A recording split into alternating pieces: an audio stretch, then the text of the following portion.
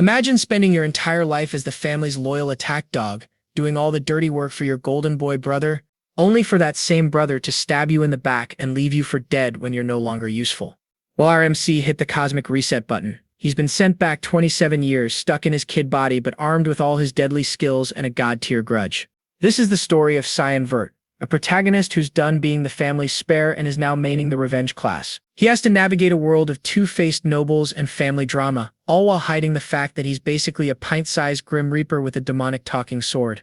Are you a fan of seeing a stone-cold killer trapped in a kid's body absolutely dunk on the nobles who wronged him? Let me know with a like or a comment below.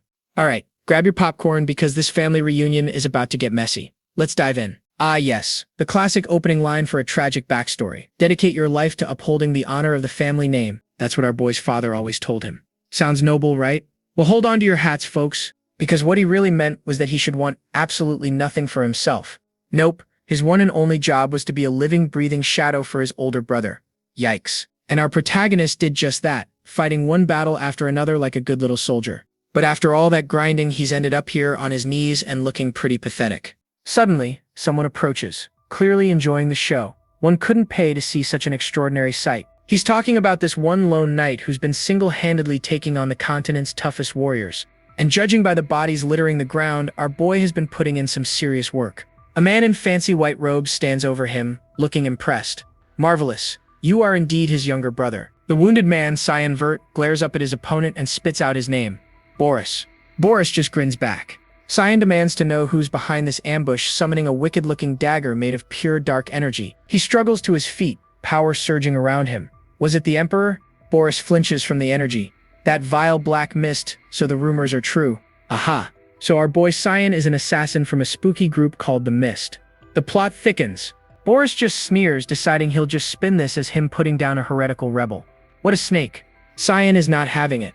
I'm warning you, he snarls. You're not going to have a single tooth left when we're done. But Boris is way too confident. Escape? Forget it. I've cast a level 9-star magic barrier here. Cyan knows he's trapped. He has to get out of here and warn his brother about this betrayal. Fine. If that's how it is, he decides he's just going to burn everything to the ground. Typical. But just as things are about to pop off, a calm voice cuts in. Enough, Cyan. Boris looks over and salutes meekly as a figure decked out in some serious golden armor strides into the scene. Cyan completely freezes. All that rage just vanishes, replaced by pure, unadulterated shock. His father's words come flooding back, reminding him that his brother Yahello is the family's golden boy. And speak of the devil, there he is. The man in the golden armor is his brother. The horrible truth hits Cyan like a truck. The one behind this whole betrayal was his own brother Yahello. He drops to the ground. Yahello speaks, stating the obvious. Your eyes tell me you don't understand why I'm here. Yahello looms over him. What does this mean, brother? Cyan asks, looking completely lost. Yahello coldly tells him he's performed his duties well. For the family, the people, and for him. And now I'm here to lift that weight from your shoulders. Oh, that does not sound good. I don't understand, Cyan stammers, tightening his grip on the dagger. Did I do something wrong? Wrong? Yahello's eyes narrow. Sinister fog around you means you are no longer human. You are nothing more than a murderer. Yahello roars, accusing him of heinous sins. The hypocrisy here is off the charts, my friends. A murderer? Heinous sins? Cyan whispers, stunned, then the shock turns to pure rage. How dare you? He remembers all the dirty work he did for his brother's glory. The wars, the political maneuvering, all of it. He was the secret weapon, the reason his brother succeeded in literally everything. His rage screams in his mind. He did it all because he was told dedicating his life to his brother was good for him too. He smashes his fist into the ground, cracking the stone. And now you want to toss me aside? After I worked for you like a dog for 20 years? And with that, his power completely erupts. He doesn't even care if it destroys his own body. He's going all in for this one moment. His one and only goal now? Destroy his brother. Simple, direct, and very, very angry. The ground trembles as a massive pillar of crimson energy shoots into the sky. Whoa, the knights are terrified. Impossible. How does he have this much magic left? His powers are beyond human. How laughable, Cyan spits, lunging forward. You're the great hero, yet you're so scared of your own brother that you feel the need to kill him? Have you no shame? Yahello can only grit his teeth as Cyan closes the distance in a literal blur of motion. Yahello swats the attacks aside like they're nothing more than annoying flies. Cyan just needs one clean hit. That's all it's gonna take to end this. Yahello finally moves, raising his own massive sword to block the attack. Cyan pours every last bit of his power into his dagger, aiming for a vital point that can't be healed. Their weapons meet with a deafening clang that shakes the entire battlefield. Boom! But something is wrong. Cyan's attack was completely stopped in its tracks. He sees it too late. Boris and the knights are casting a defensive spell on Ashel. Damn it, Boris. Poor fool, Ashel says, before thrusting his sword right through Cyan's stomach. Oof. Cyan's dagger, its dark energy fading, falls from his hand and clatters to the ground. Ashel wrenches his blade free. I was hoping for a peaceful send-off, brother, but you had to reveal your true colors.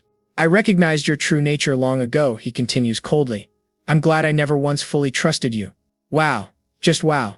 And for good measure, Ashel kicks him, sending him crashing to the ground. Let's go, Ashel commands, turning his back on his dying brother. Boris follows, leaving Cyan to bleed out alone. As his life fades away, Cyan's last thought is just pure, unfiltered frustration. He reflects on his entire life of servitude, realizing it was all for nothing. What a foolish life I've led. His consciousness begins to slip away. He thinks to himself, how pathetic, and honestly, he's not wrong. This thought spurs a final, desperate attack. One last lunge. Die, he screams, his dagger almost reaching his brother's throat, but he's completely obliterated by a blast from Ashel's sword. Then, a voice cuts through the darkness calling his name. Young Lord, Lord Cyan. Cyan jolts awake with a massive gasp, clutching his throat as if he can still feel the blade. A young maid leans over him, looking annoyed. When are you going to get up? It's time to get ready. He sits up, completely stunned. Emily, what are you doing here? He shouts, shocking her. His mind is just a mess of confusion. He hasn't seen her in 20 years, but she looks exactly the same. He looks around and recognizes everything.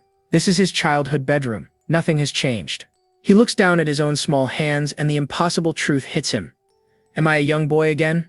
Emily, having zero patience for this, scolds him for trying to skip out on the sparring match. A sparring match? He has absolutely no idea what she's talking about. His brain is still buffering.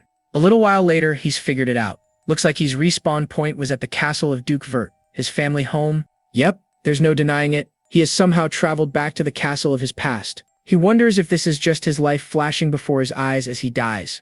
A valid, if terrifying, question. A specific date pops into his head, March 1st, 985. Exactly 27 years ago. He recalls the scene perfectly. A sparring match in the courtyard 1 year before he went to the academy. This monthly match was a big deal. His father, the Duke, always made a point to watch it in person. And his opponent was none other than his half-brother, Kranz, who was the same age. Kranz was the legitimate son of the Duchess, Lady Argaeus, and was always the favorite child. Cyan, on the other hand, was the illegitimate kid, and the humiliation he suffered on this day made him a total laughingstock. He remembers his father's cold dismissal. This was the exact moment the Duke lost all interest in him. Even Emily thinks he's a lost cause, telling him to just forfeit, but Cyan clenches his fist. No need, I'll just win. Easier said than done, my friends. See, he's back in his feeble 10-year-old body, and even a simple rapier feels incredibly heavy. He's been nerfed. But this feels way too real to be a dream. He's never even heard of magic that could create such a perfect illusion. The only logical conclusion? Have I really gone back to my past, he wonders? Looks like it, buddy.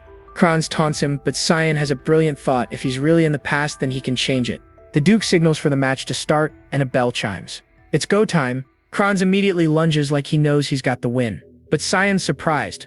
What the heck? Dude's as slow as a snail, he mutters. With a tiny sidestep, Cyan easily dodges, causing a shocked Kranz to stumble and slash at the air. Furious, Kranz calls him a coward and attacks again. But my friend, Cyan is on a whole other level. He effortlessly blocks the blade with his bare hand and delivers a swift kick right to Kranz's shin. Ouch.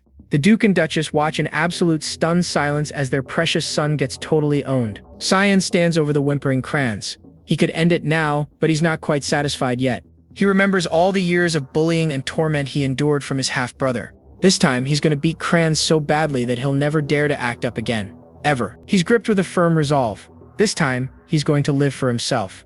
A new chapter begins for our psycho protagonist.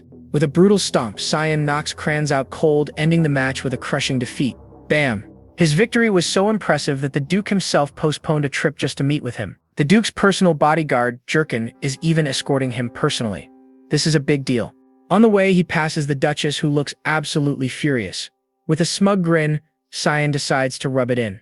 The Duchess gets right in his face, screaming about how he dared to injure his brother. But Cyan just brushes her off coolly. It was a sparring match. What did you expect? The Duchess's next words stop him in his tracks. This is why they say you shouldn't mix with the lower class. She sneers, insulting his mother and saying he should be grateful he's not out there begging on the streets. Oh, bad move, lady. In Cyan's mind, a switch just flipped. She just crossed the one line you do not cross. His eyes flare up, glowing a menacing red. The air grows cold as his killing intent spills out, chills. And the assassin inside him asks a very simple, very dangerous question: should I kill her?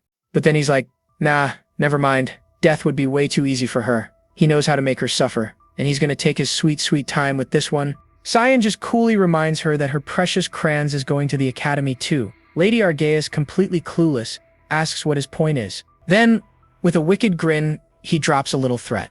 Doesn't your son need to graduate? Are you not worried about him, your grace? And the Duchess is absolutely losing it. You? How dare you say something so indecent? She raises her hand to slap him, but the Knight Jerkin steps in to break it up. My apologies, your grace. The Duke has summoned him. I don't think I can delay it much longer. He gives the Duchess a hard stare, basically telling her to back off. They're leaving, and that's final. She's left completely speechless, just clenching her fists as they walk away. You love to see it. Cyan can't help but crack a smile. The Duke's order is absolute, and this knight was sent to protect him. He's actually a little impressed. A knight who won't even bend to the Duchess? That's a rare breed. They arrive at a huge wooden door, and a deep voice from inside calls out, "Come in." Cyan enters the Duke's office and gives a formal bow. The youngest son of Verte, Cyan, greets the Duke. He realizes the last time they spoke in private was almost 15 years ago. The Duke, Wallace Verte, just tells him to sit. This is his dad, folks. The ruler of Velius, and the guy everyone calls the continent's protector. He's the hero who single-handedly stopped a demonic invasion with his genius strategies and magic. All he ever wanted was peace for the continent, and he carried that burden all by himself. But as Cyan sits there, he knows that his father's glorious reputation are just from his past life's memories. Now that the rose-tinted glasses are off, he wonders if this admirable man is as admirable as he remembered him. The Duke breaks the silence, getting right to it. So you saw the sword and accurately dodged it. Cyan is completely caught off guard. What? His father lays it all out, explaining how Cyan tracked the sword's path perfectly and just sidestepped it. When did you learn swordsmanship? The Duke asks, his gaze getting real sharp. Cyan thinks fast. Okay, Dad, sharp. He lies. Instead of learning from someone, I've been training by myself every night. The Duke is not buying it. From what I know, you never cared about swords, let alone had talent. Were you hiding your skills? Cyan shakes his head, claiming he just didn't want to stand out. The Duke admits it's still impressive that he beat Crans. But the Duke's face gets hard. Was there any need for you to do what you did afterward? Cyan starts sweating. His dad's questions are smart. But wait, does this mean he's finally paying attention? Cyan looks up and says, I wanted to prove something. The Duke presses him. Prove something? And what would that be? Cyan declares boldly, even though we're brothers, I'm better than Crans. He knows the importance of that duel. The Duke is stunned for a second, then a huge happy grin spreads across his face. Amazing. Such a clear answer. I didn't know you were this talented. But his next words hit Cyan like a truck. I hope one day you become a strong ally of Yahell's. And just like that, Cyan's world shatters. What? Why the heck do I have to be his ally? The memory of Yahell stabbing him right through the chest flashes in his mind. He realizes with total horror that absolutely nothing has changed. It's still all about his father's obsession with the golden child, Yahell. Cyan clenches his fist, digging his fingers into his own leg to stop himself from screaming. The Duke, completely unaware, offers him a reward for winning. Let me know if there's anything you want. And then, an idea sparks in Cyan's mind. A perfect way to ruin everything for that jerk Yahell. Cut to his maid, Emily, screaming her head off. You want to go to the front lines? Back in his room, Cyan is chilling on his bed while Emily is having a full-blown panic attack. Are you crazy? Do you know what that place is? She's imagining the absolute horrors of the front lines, a place crawling with brutal demon beasts. Here's some lore drop. There's only one place called the front line on the whole continent. Rimia Valley on the western border. It's a non-stop battlefield where a war with demon beasts has been raging for hundreds of years. Cyan remembers his father's condition. He has to be qualified enough to go, whatever that means. For now, he just has to focus on grinding his stats. He knows he's way weaker than everyone else right now. Luckily, he still has his combat sense from his past life. And more importantly, he can feel a little demonic power left inside him. Red energy swirls around his hands. If he can train this weak body, he can use it. Great, he thinks. Training starts today. Just as he's about to start, his door gets slammed open with a massive bang. A figure storms into the room and Cyan is totally stunned by who it is. He cannot believe his eyes. Elise? Without saying a single word, she lunges forward and grabs him by the collar. She starts dragging him out of the room while he screams, Are you crazy? She slams him to the ground, absolutely furious. I heard you asked father to go to the front lines. She scoffs, telling him he's gotten way too cocky just from beating crayons. No can do. Then she commands him, follow me to the rooftop. Alright, fast forward to the rooftop. Elise lays out her challenge. I'll let you go to the front lines, she says, if you can survive my attacks for 3 minutes. Cyan looks super nervous, sweating and asking if this is really necessary. But Elise has a question of her own, and she cuts right to the heart of it. With a piercing stare, she asks, are you planning to succeed the family? Cyan just scoffs. That's it? I'm not interested in that at all, he thinks internally. Looks like his reaction satisfies her. So I was right. Take the sword. Cyan reluctantly picks up the rapier. He's already exhausted from fighting crayons earlier today, and now this. Before he can even get ready, Elise dashes forward with insane speed. Cyan is completely blindsided by her sudden attack. What is this speed? But good thing our boy still has his skills intact because he actually blocks it. Elise is shocked a 10-year-old could stop her while Cyan is cursing her for not holding back against her little brother. She backs off for a bit. Elise can't believe it. He seriously just blocked her longsword with that little toothpick of a rapier. Maybe that was a fluke, she thinks. Your senses are better than I thought, Cyan, she fake grins at him. Seeing that look, Cyan knows he's so screwed now. She unleashes an absolute storm of attacks, her blade moving like a blur. Cyan grits his teeth, desperately parrying every single blow. The clash of steel echoes across the rooftop as he barely hangs on against the onslaught. But with every block, Elise just gets more shocked and more confused. How the heck is he doing this? On the rooftop, Elise is pressing her attack with everything she has, but our boy Cyan somehow manages to parry her blade. Crap. The force is way more than his nerfed little body can handle. You can see the pure strain on his face. And bam! The impact sends him flying clean across the roof, like a rag doll. But with the grace of a seasoned assassin, he sticks the landing perfectly on a chimney stack. 10 out of 10 from the judges. He catches his breath thinking, that was dangerous. If I didn't move my sword, I would have killed her. Buddy, you're the one who just got blasted. See, his old assassin techniques are just a little too lethal for a simple family spar. You know how it is. With his kid-sized stamina, holding back is a real challenge. He's already thinking, how much longer till the 3 minutes are up? The guy is gassed. He's been pouring magic into his sword just to keep from getting totally flattened, but he's already reaching his limit. Across the roof, Elise decides to turn it up to 11, chanting, O earth, O wind, come to me, become my sword. Cyan's eyes widen in disbelief. My friend, that is 6-star grade magic she's casting for a friendly match. She unleashes her ultimate move, Aqua Blade. The artist even gave it a cool title card and everything. He panics. Is she actually trying to kill him? He thought this was just a test. Welcome to the family, kid.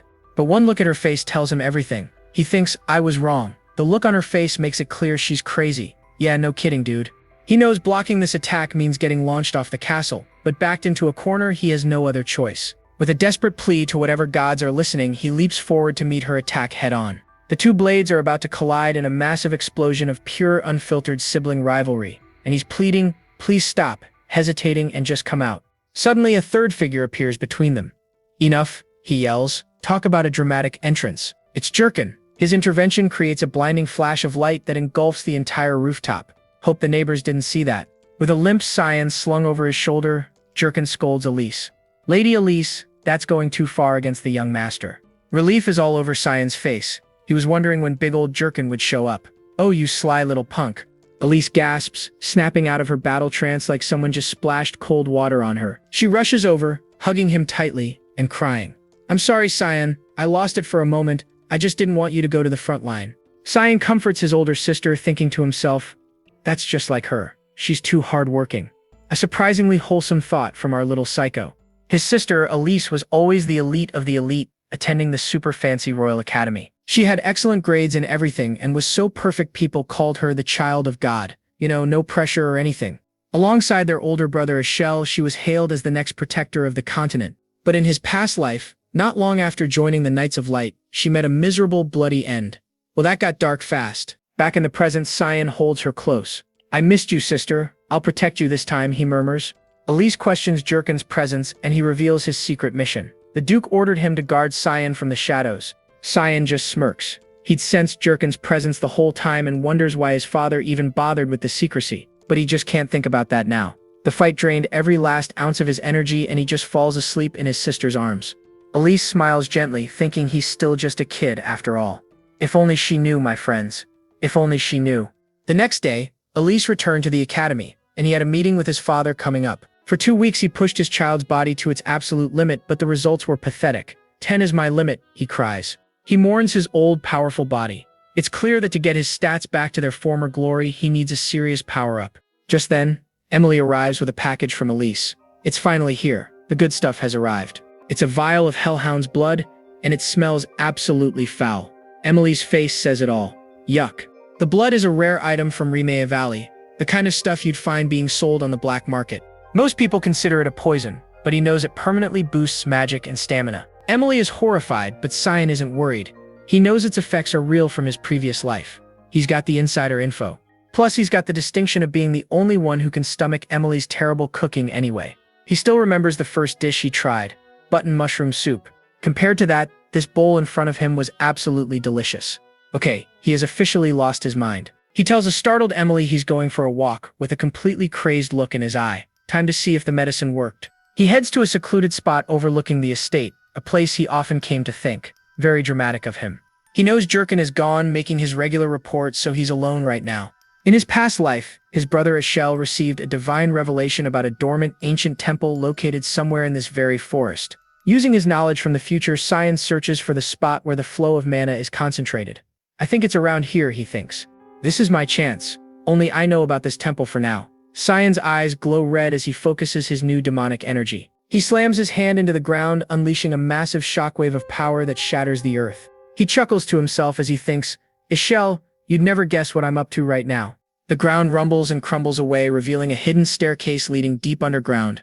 All right, he thinks, should I give it a go? Time to get some loot, folks. So off he goes, descending into a massive hidden cavern. And you can tell right away this isn't his first rodeo. He's been here before. This place used to be a temple for the god of light, Rumendal, but that history got erased after a huge war 300 years ago. Can't believe no one ever noticed a giant secret temple sitting right under the family's property. And there it is, sitting on a distant altar, like a prize in a video game, the legendary Holy Sword. Of course there's a legendary Holy Sword. Yep, it's the exact same sword from all the bedtime stories, glowing with enough holy light to give you a sunburn. Very dramatic. See, centuries ago, humans were getting absolutely wrecked by demons. It was a total blowout across the continent of Velius. They were losing badly until they found some ancient artifacts called God's Treasure. Basically, they found the ultimate cheat codes to turn the war around. And the most famous piece of loot was this holy sword, Drandark. This single weapon was the key to humanity's victory. No pressure, right? Staring at Drandark, Cyan wonders if this legendary blade has anything to do with him returning to the past. Wait, what? He just dropped that info like it's nothing. Reaches out, his little hand making contact with the ancient steel. This is it, folks. The big moment. The Chosen One claims his weapon. And nothing happens. Absolutely nothing. Just as he expected. The disappointment is real, my friends. So much for being the Chosen One. So what does our hero do? He gets frustrated and gives the ancient holy pedestal a swift kick. He mutters, "Holy blade my butt. Time to get what I really came for and get out of here." Oh, so the sword was just a distraction. His eyes look down, and there in the sword's shadow is the outline of another blade, glowing with a sinister red light. He says, found it. Anyone else would have just seen a weird shadow. But our boy Cyan knows exactly what he's looking at, because that's not a shadow. It's a secret passage to another dimension, hidden by the altar of light itself. The writer is cooking something good here. He steps right through into a dark, creepy version of the temple, and sitting on the altar is the real prize he was after. He grabs his true weapon, the demon blade, Kirim. So he's not the hero of light. He's the edgy anti-hero. I love it. With a grin that screams future villain, he calls out, "Wake up, Kiram." He gives it a few practice swings, but it seems the spirit inside is still hitting the snooze button. Then a weirdly happy smile spreads across his face. Ah, this familiar feeling. It's the best. What is this cute expression? He's supposed to be edgy. Suddenly, a sinister laugh echoes out. How brave of you, kid. Uh-oh, looks like the security system just woke up. A shadow monster looms over him, warning him about waking a demon blade. But Cyan just smirks and says, "This dagger is mine now." The creature roars, "Too late to regret it. Your body is mine," and lunges forward. Here we go. Boss battle time. But bam, its attack is stopped cold. Cyan casually grabs it by the neck. The demon, now in a humanoid form, is completely stunned. "What are you?" She can't believe it. "How can you touch me?" Cyan's eyes glow red as he grins. "I told you, you're mine." The edge factor is off the charts. Enraged, she screams, "Get lost," and attacks, but he dodges and just yeets her into a pillar like it's nothing. Total domination. He's completely shocked and demands to know who he is. As a dark aura flares around him, she asks, "Are you the heir?" She senses a familiar power, Why do you have air's energy? Cyan just confirms it. That's right. Now bow your head. Your master is here. But Kiram, the demon blade, refuses to accept a little kid as her master. She attacks again in a rage. She's got spirit, I'll give her that. Cyan knows talking won't work. A demon blade's main goal is to possess its user, so he figures he'll just have to beat her into submission. He thinks to himself, should I go easy on her before deciding? Nah, time for the ultimate move. Demon blade control. A crushing force slams Kiram into the ground, and she screams in agony. Yikes, that looks like it hurts. A lot. I'll only say this once, Cyan says coldly. Accept me as your owner while I'm still asking nicely. He repeats the command, turning up the pressure until she finally breaks. All right, she gasps. I acknowledge you as my owner, sir. And just like that, mission accomplished. Cyan prepares to leave the Shadow Realm with his newly tamed demon weapon in hand. Kiram, now a tiny floating spirit, is super excited. I haven't tasted outside air for so long. From terrifying demon to cute sidekick in 5 seconds flat. The spirit asks for her new master's name. Cyan Verte, he replies. Did Air really choose a kid like you as his heir, she asks. Yeah, Air chose me, Shin says casually. In my past life, I've died once, and there's the bombshell again. Kiram's reaction is all of us right now. Kiram is completely baffled, but Cyan just ignores her and turns his attention back to the holy sword, Drandark. He's already scheming. He explains its real owner won't show up for another 20 years. When Kiram asks how he knows, Cyan just shatters the sword's handle with his dagger. What a psycho. He plucks the gem out of the broken piece with a devilish grin. Kiram asks what he's gonna do with it. Dunno yet, he replies, grinning evilly, but won't it be interesting in the future? Alright folks, a lone carriage is absolutely thundering down this dirt road, kicking up dust on its way to a fancy estate at sunset. You can just hear those wheels screaming. A moment of destiny is approaching, and it's not slowing down for anyone. Promised day has finally arrived. Our boy Cyan, all suited up in light armor, thinks to himself that time just flew by. Yeah, no kidding. Out on the training grounds, Cyan gives his father a formal, respectful bow, very prim and proper for what's about to happen. But his dad, the Duke, gives him one last chance to chicken out. He asks, are you still determined to go to the front lines? Cyan's answer is immediate. Yes, my heart is already at the front lines. Look at that resolve. Hearing this, the Duke turns to his knight, Jurkin, and gives a simple, chilling order. Release the beast. Without missing a beat, Jurkin steps up and whips out a magic scroll. Uh-oh, Cyan's eyes go wide. A magic scroll? Oh, we're summoning something, aren't we? This isn't just a friendly test. The scroll flares up with a wicked crimson glow. You know things are serious when the magic circle looks this complicated. Boom! A massive pillar of pure energy erupts from the scroll, shaking the very ground beneath them. From that chaos, a giant clawed foot slams down, cracking the earth. That is not a good sign, folks. It's a hellhound, a freaking demonic beast from the Remia Valley, wreathed in roaring flames. Talk about a warm welcome.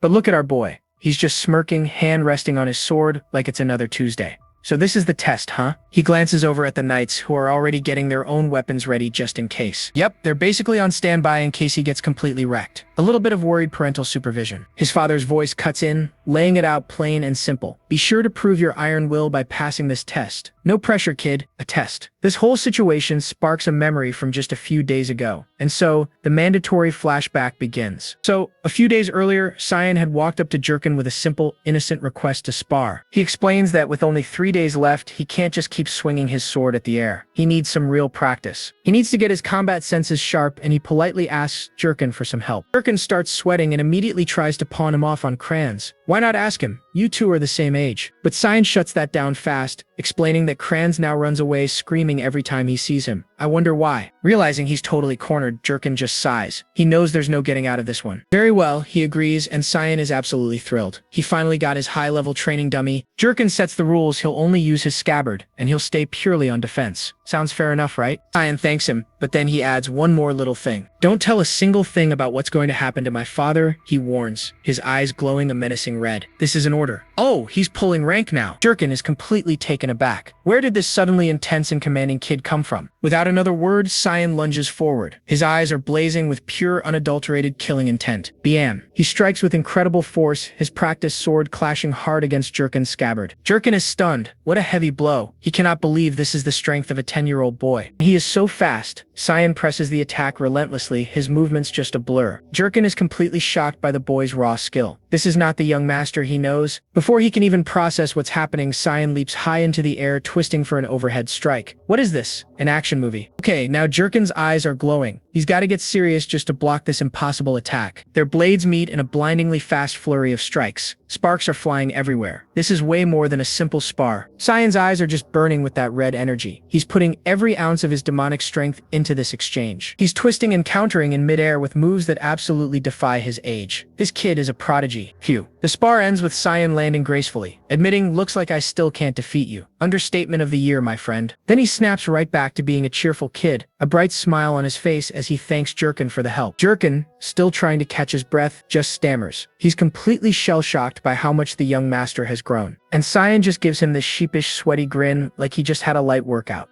Kid is something else. We're back to the present. Jerkin watches the Hellhound fight and a serious thought crosses his mind. He's thinking, if his hunch from that day is correct, then the current young master could literally devour the world. Artist, you nailed this epic shot. The Hellhound digs its massive claws into the ground, getting ready to charge. Here it comes! Cyan braces himself for the incoming attack. Beast lunges forward, its fiery mouth wide open, roaring as it closes the distance in an instant. Cyan manages to dodge. He knows a long fight is a losing fight. He needs to end this now with one clean shot. As the Hellhound skids to a stop and turns, Cyan resolves to end its life with his very next attack. He readies his sword, channeling all of his power for one single decisive strike. He plunges the blade deep into the Hellhound's neck. A perfect clean hit. With a final flip, he drives the sword all the way through, pinning the beast's head straight to the ground. That's one dead doggo. The knights are watching in utter disbelief. You can see their jaws are practically on the floor. Even the Duke, Mr. Serious himself, can't help but crack a wide, proud grin. That's my boy. Standing over the monster, Cyan's first thought is that its blood could fill several bottles. But collecting loot right now would just get him weird looks. He thinks, maybe I should start carrying a cup? This kid is unhinged. His father approaches, clapping his hands. Cyan, that was wonderful, he praises. Then let's meet again in the front lines, the Duke declares, his red cape billowing dramatically. Permission granted.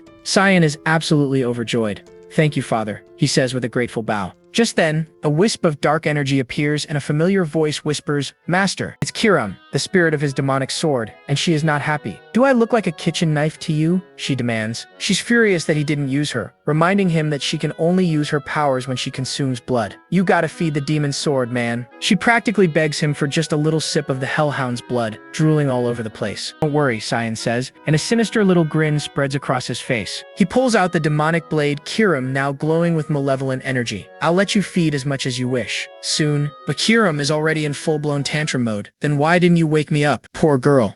Alright, we kick things off on a chaotic frontline where a warning shot gets fired. A whole horde of ogres is charging in from the northwest. The alarm bell goes wild, and Duke Ferté doesn't even blink. He just orders his troops to form up and smash these ugly beasts. And at his word, the Holy Knights raise their swords, unleashing a crazy magic spell. Bondage of Salvation. Sounds a little kinky, not gonna lie. Boom. A giant cross made of pure light appears in the sky, flash-banging the charging ogres. Then, golden chains just shoot out of the ground, wrapping up the monsters. They are completely stuck now. With the big guys all tied up, the knights charge in on horseback. It's slaughter time, folks. And of course, we have a lone wolf knight jumping into the fight. His sword glows blue as he takes on an ogre all by himself. Show off. The beast is roaring its head off, but our knight is just dodging and weaving like a pro. Look at him go.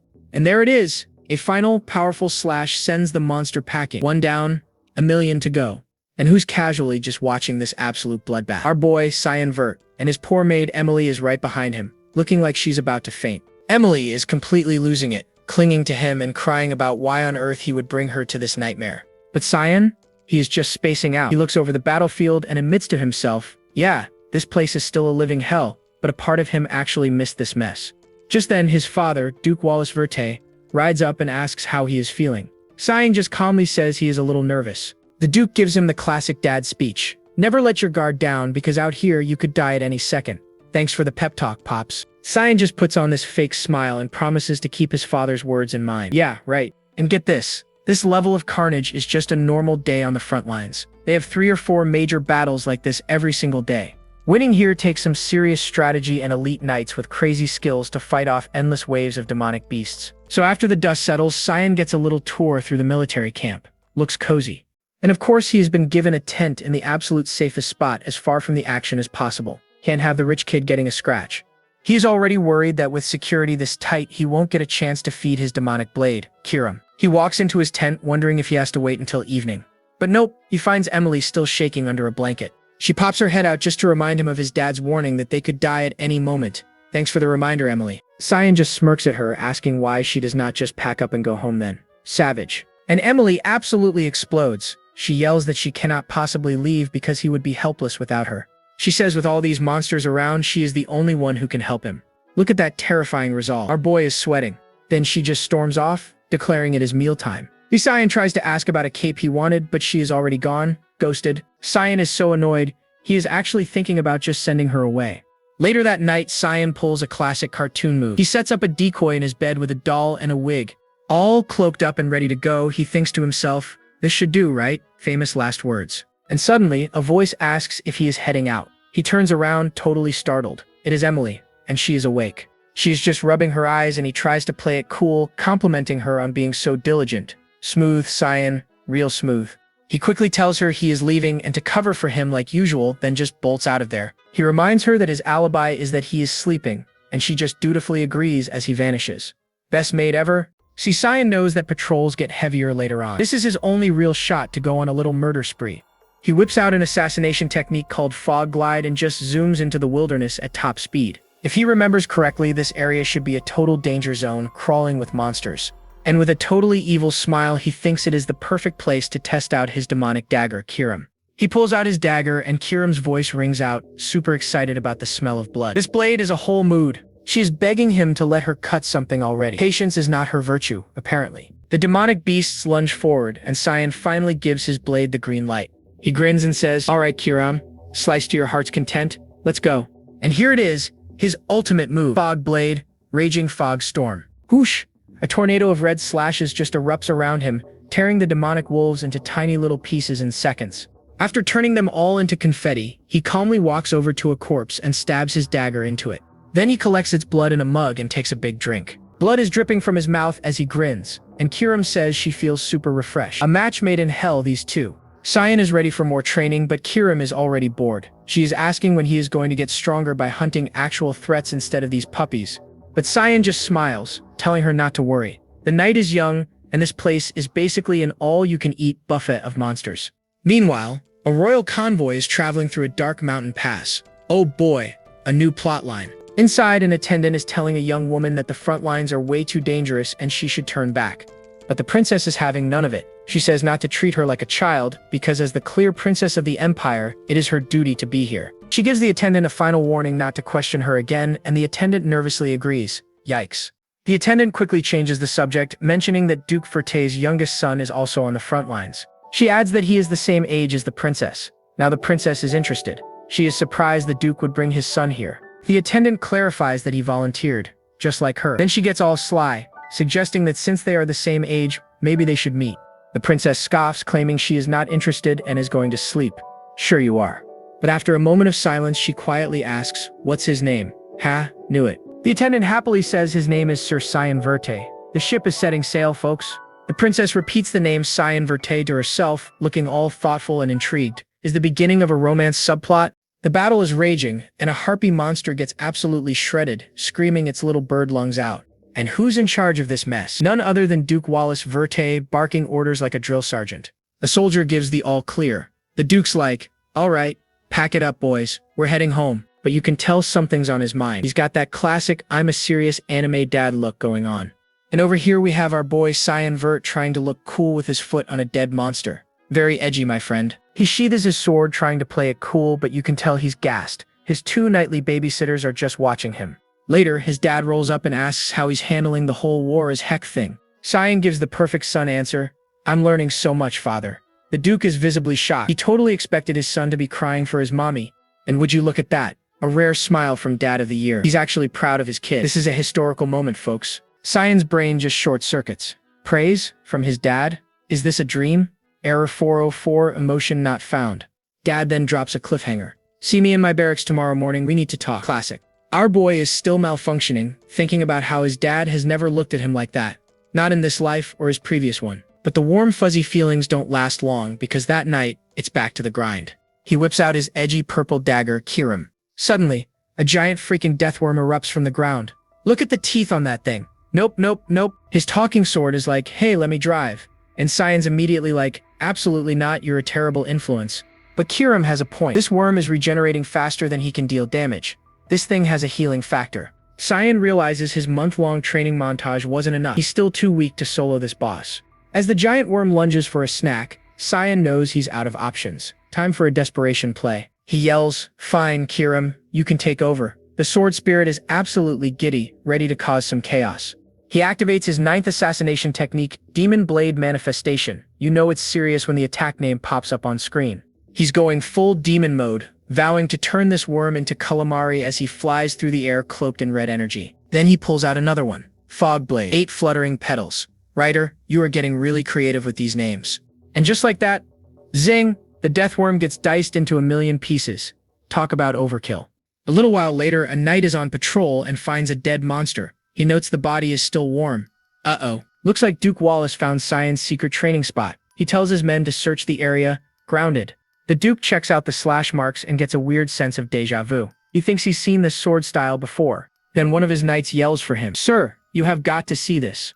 And it's the giant worm Sushi from earlier. The Duke is speechless. What kind of monster could possibly do this? His mind immediately jumps to a scary conclusion. Is that organization involved? Meanwhile, Cyan is back in his room thinking about how risky that was, letting Kirim take over. One wrong move and his demonic sword would have taken over his brain for good. He's basically calling himself a crazy for risking all that for a single monster. Yeah, dude, you kinda are. His body feels like it went 10 rounds with a truck. He's only standing thanks to his weird monster blood diet. Suddenly, Kirim's spirit pops up to play detective. She points out he's a kid who talks and acts like a grumpy old man. She lists the evidence. He knows how to use her perfectly, knows the area like the back of his hand, and has a sword style that should have taken decades to learn. Plus, he already mentioned dying once. Kirim connects the dots. She's got it all figured out now. She hits him with the big question, "You're a regressor, aren't you?" Cyan's just confused. He thought he already spilled the beans. He's actually annoyed she took this long to figure it out. Kirim keeps going. With his skills, he couldn't have lost a fair fight to the holy sword user. It had to be a betrayal. She knows because of the pure, unadulterated rage on his face whenever the topic comes up, his whole mission is revenge. But then she gives him a friendly warning. Slip up even once, and I will eat your soul. What a great partnership.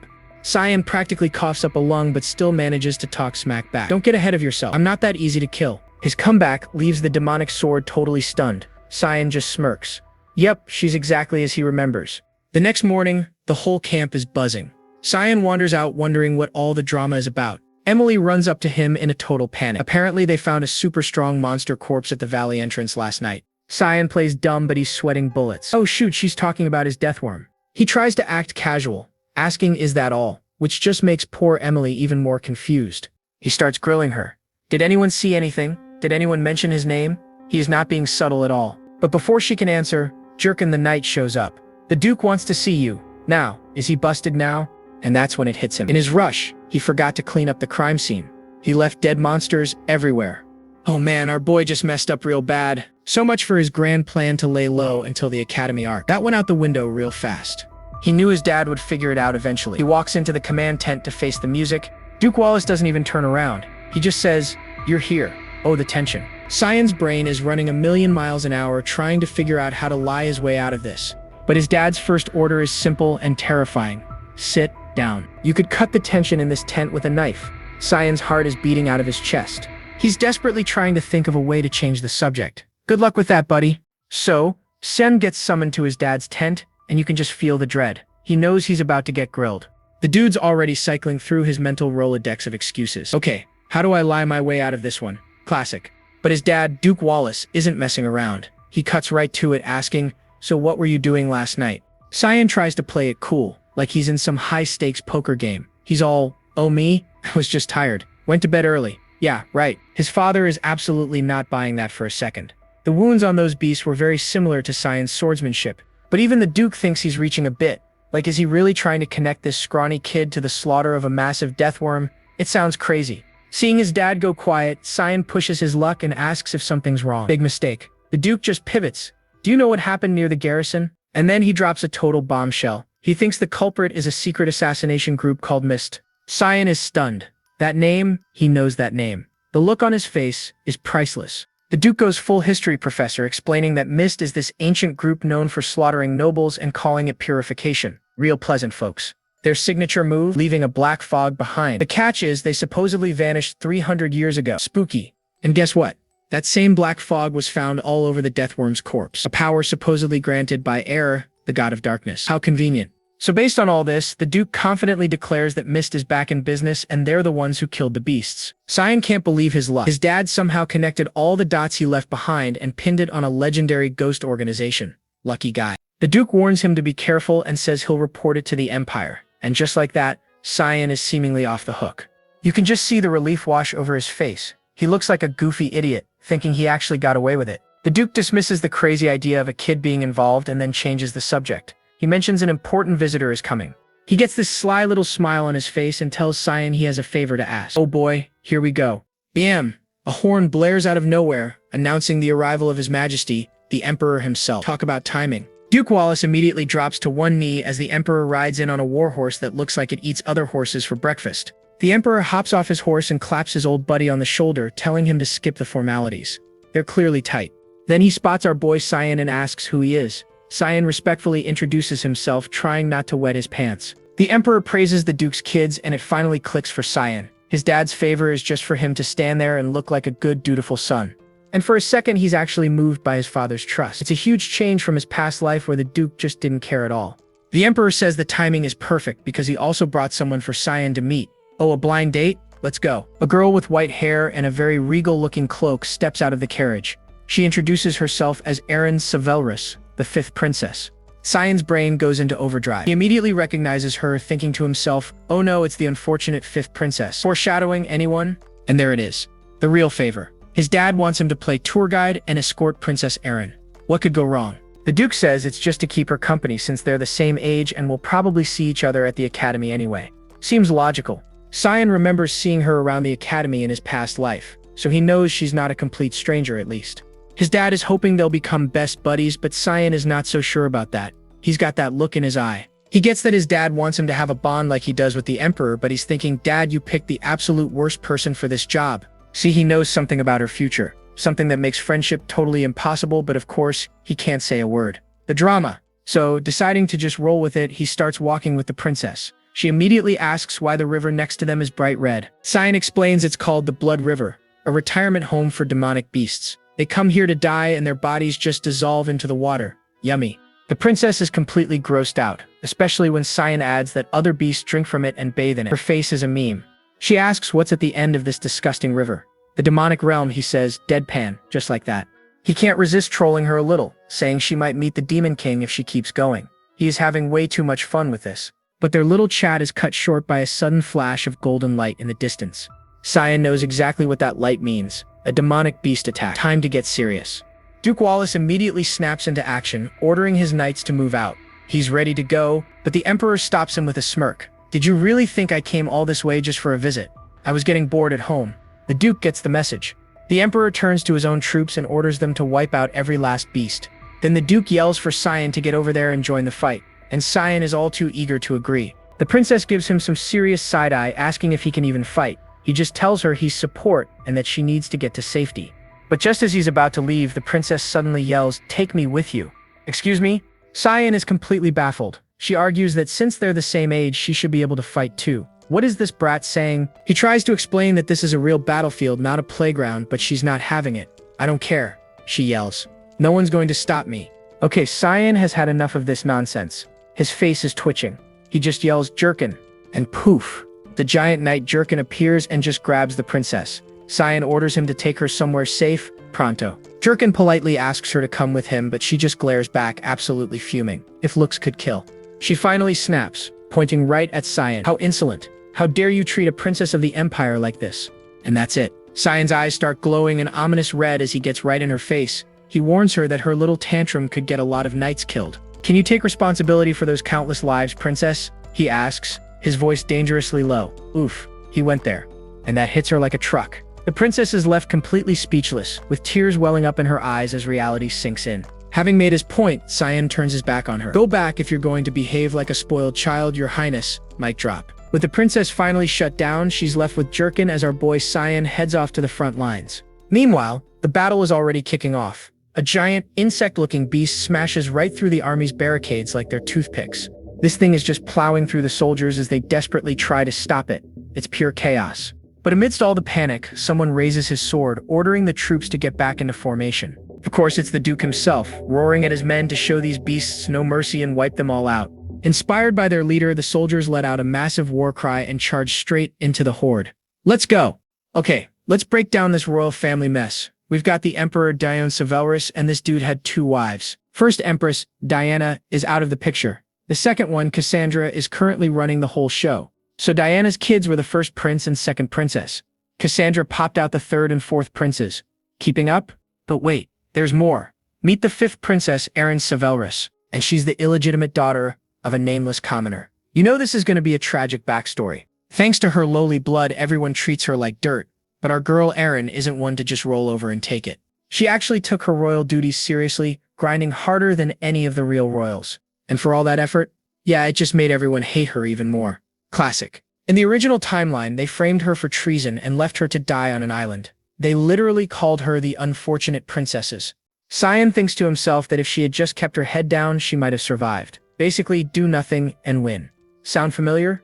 And right on cue, his little sword spirit Kiram calls him out. Hey, isn't that what your own dad told you in your previous life? Sion gets all defensive, muttering that his situation was different because politics and the monarchy were on a whole other level. Speaking of royalty, the Emperor is out here absolutely wrecking these demonic beasts. No chill whatsoever. Even our boy Sion has to admit the old man's got some serious stats. The Emperor just screams out his attack like a true anime protagonist. Holy lightning. Boom! Golden lightning erupts everywhere and a giant monster gets vaporized instantly. Talk about an AoE attack. Sion knows this guy's packing 8-star grade magic. If he was not Emperor, he'd be running the whole magic council. He chuckles, thinking these mid-tier monsters are just trash mobs to the Emperor. Later on, the Emperor is having a drink with Duke Wallace. He kicks things off with a casual, "Been a while, my dude." But the Duke is all business, saying he does not drink during wartime. What a professional. The Emperor's tone shifts. He says since the Duke is so curious about imperial affairs, he has got something to share. Plot drop. Apparently, nobles are getting assassinated left and right, and the whole empire is on edge. The Duke asks the obvious question, do these victims have anything in common? The Emperor is like, you know they do. And here is the kicker. Every single one of them was a corrupt official. Someone's taking out the trash. He then mentions a black fog was seen at every crime scene, asking the Duke if that sounds familiar. Wink wink. The Duke connects the dots. Yep, the followers of the black fog are back. He even found traces of them yesterday. The Emperor agrees it all adds up, but says they need more intel before they can make a move. He pours a drink, admitting that while he wants to thank these guys for taking out the trash, he can't let the panic spread. But then he brings up something else. The Duke leans in, and what might that be? The Emperor is furious. Some idiot noble is spreading rumors that Princess Erin is the mastermind behind it all. The Duke is floored. You are telling me someone is trying to frame the princess for this? The Emperor says he has been squashing the rumors, but it is clear somebody wants to use the poor kid as a pawn. Then he drops the formalities. Not as an emperor, but as a friend, he begs, if I die, please look after my daughter. Duke Wallace clenches his fist, all grim and serious. You have my word, your majesty. I will protect her. And with that heavy promise, the Emperor just says, thank you. Meanwhile, on a rainy night, Sion gets back to his tent. Emily is waiting, and she looks absolutely ticked off. He asks what she wants, and she immediately lays into him for how he ditched the princess earlier. You will never get married acting like that, she yells. Did she think he went on a date or something? Sion brushes her off, saying he is going out for his nightly exercises. Sure, exercise. He tells her to go to sleep. But just as he opens the tent flap, a surprise visitor is standing right there in the pouring rain. Emily freaks out, asking who it is. The figure pulls back her hood, and surprise, it is Princess Erin. She apologizes for dropping in and asks if he has a minute to talk. Very polite of her. Emily completely loses her mind. Your Highness, she squeals, eyes sparkling. Sion just looks so done with his life.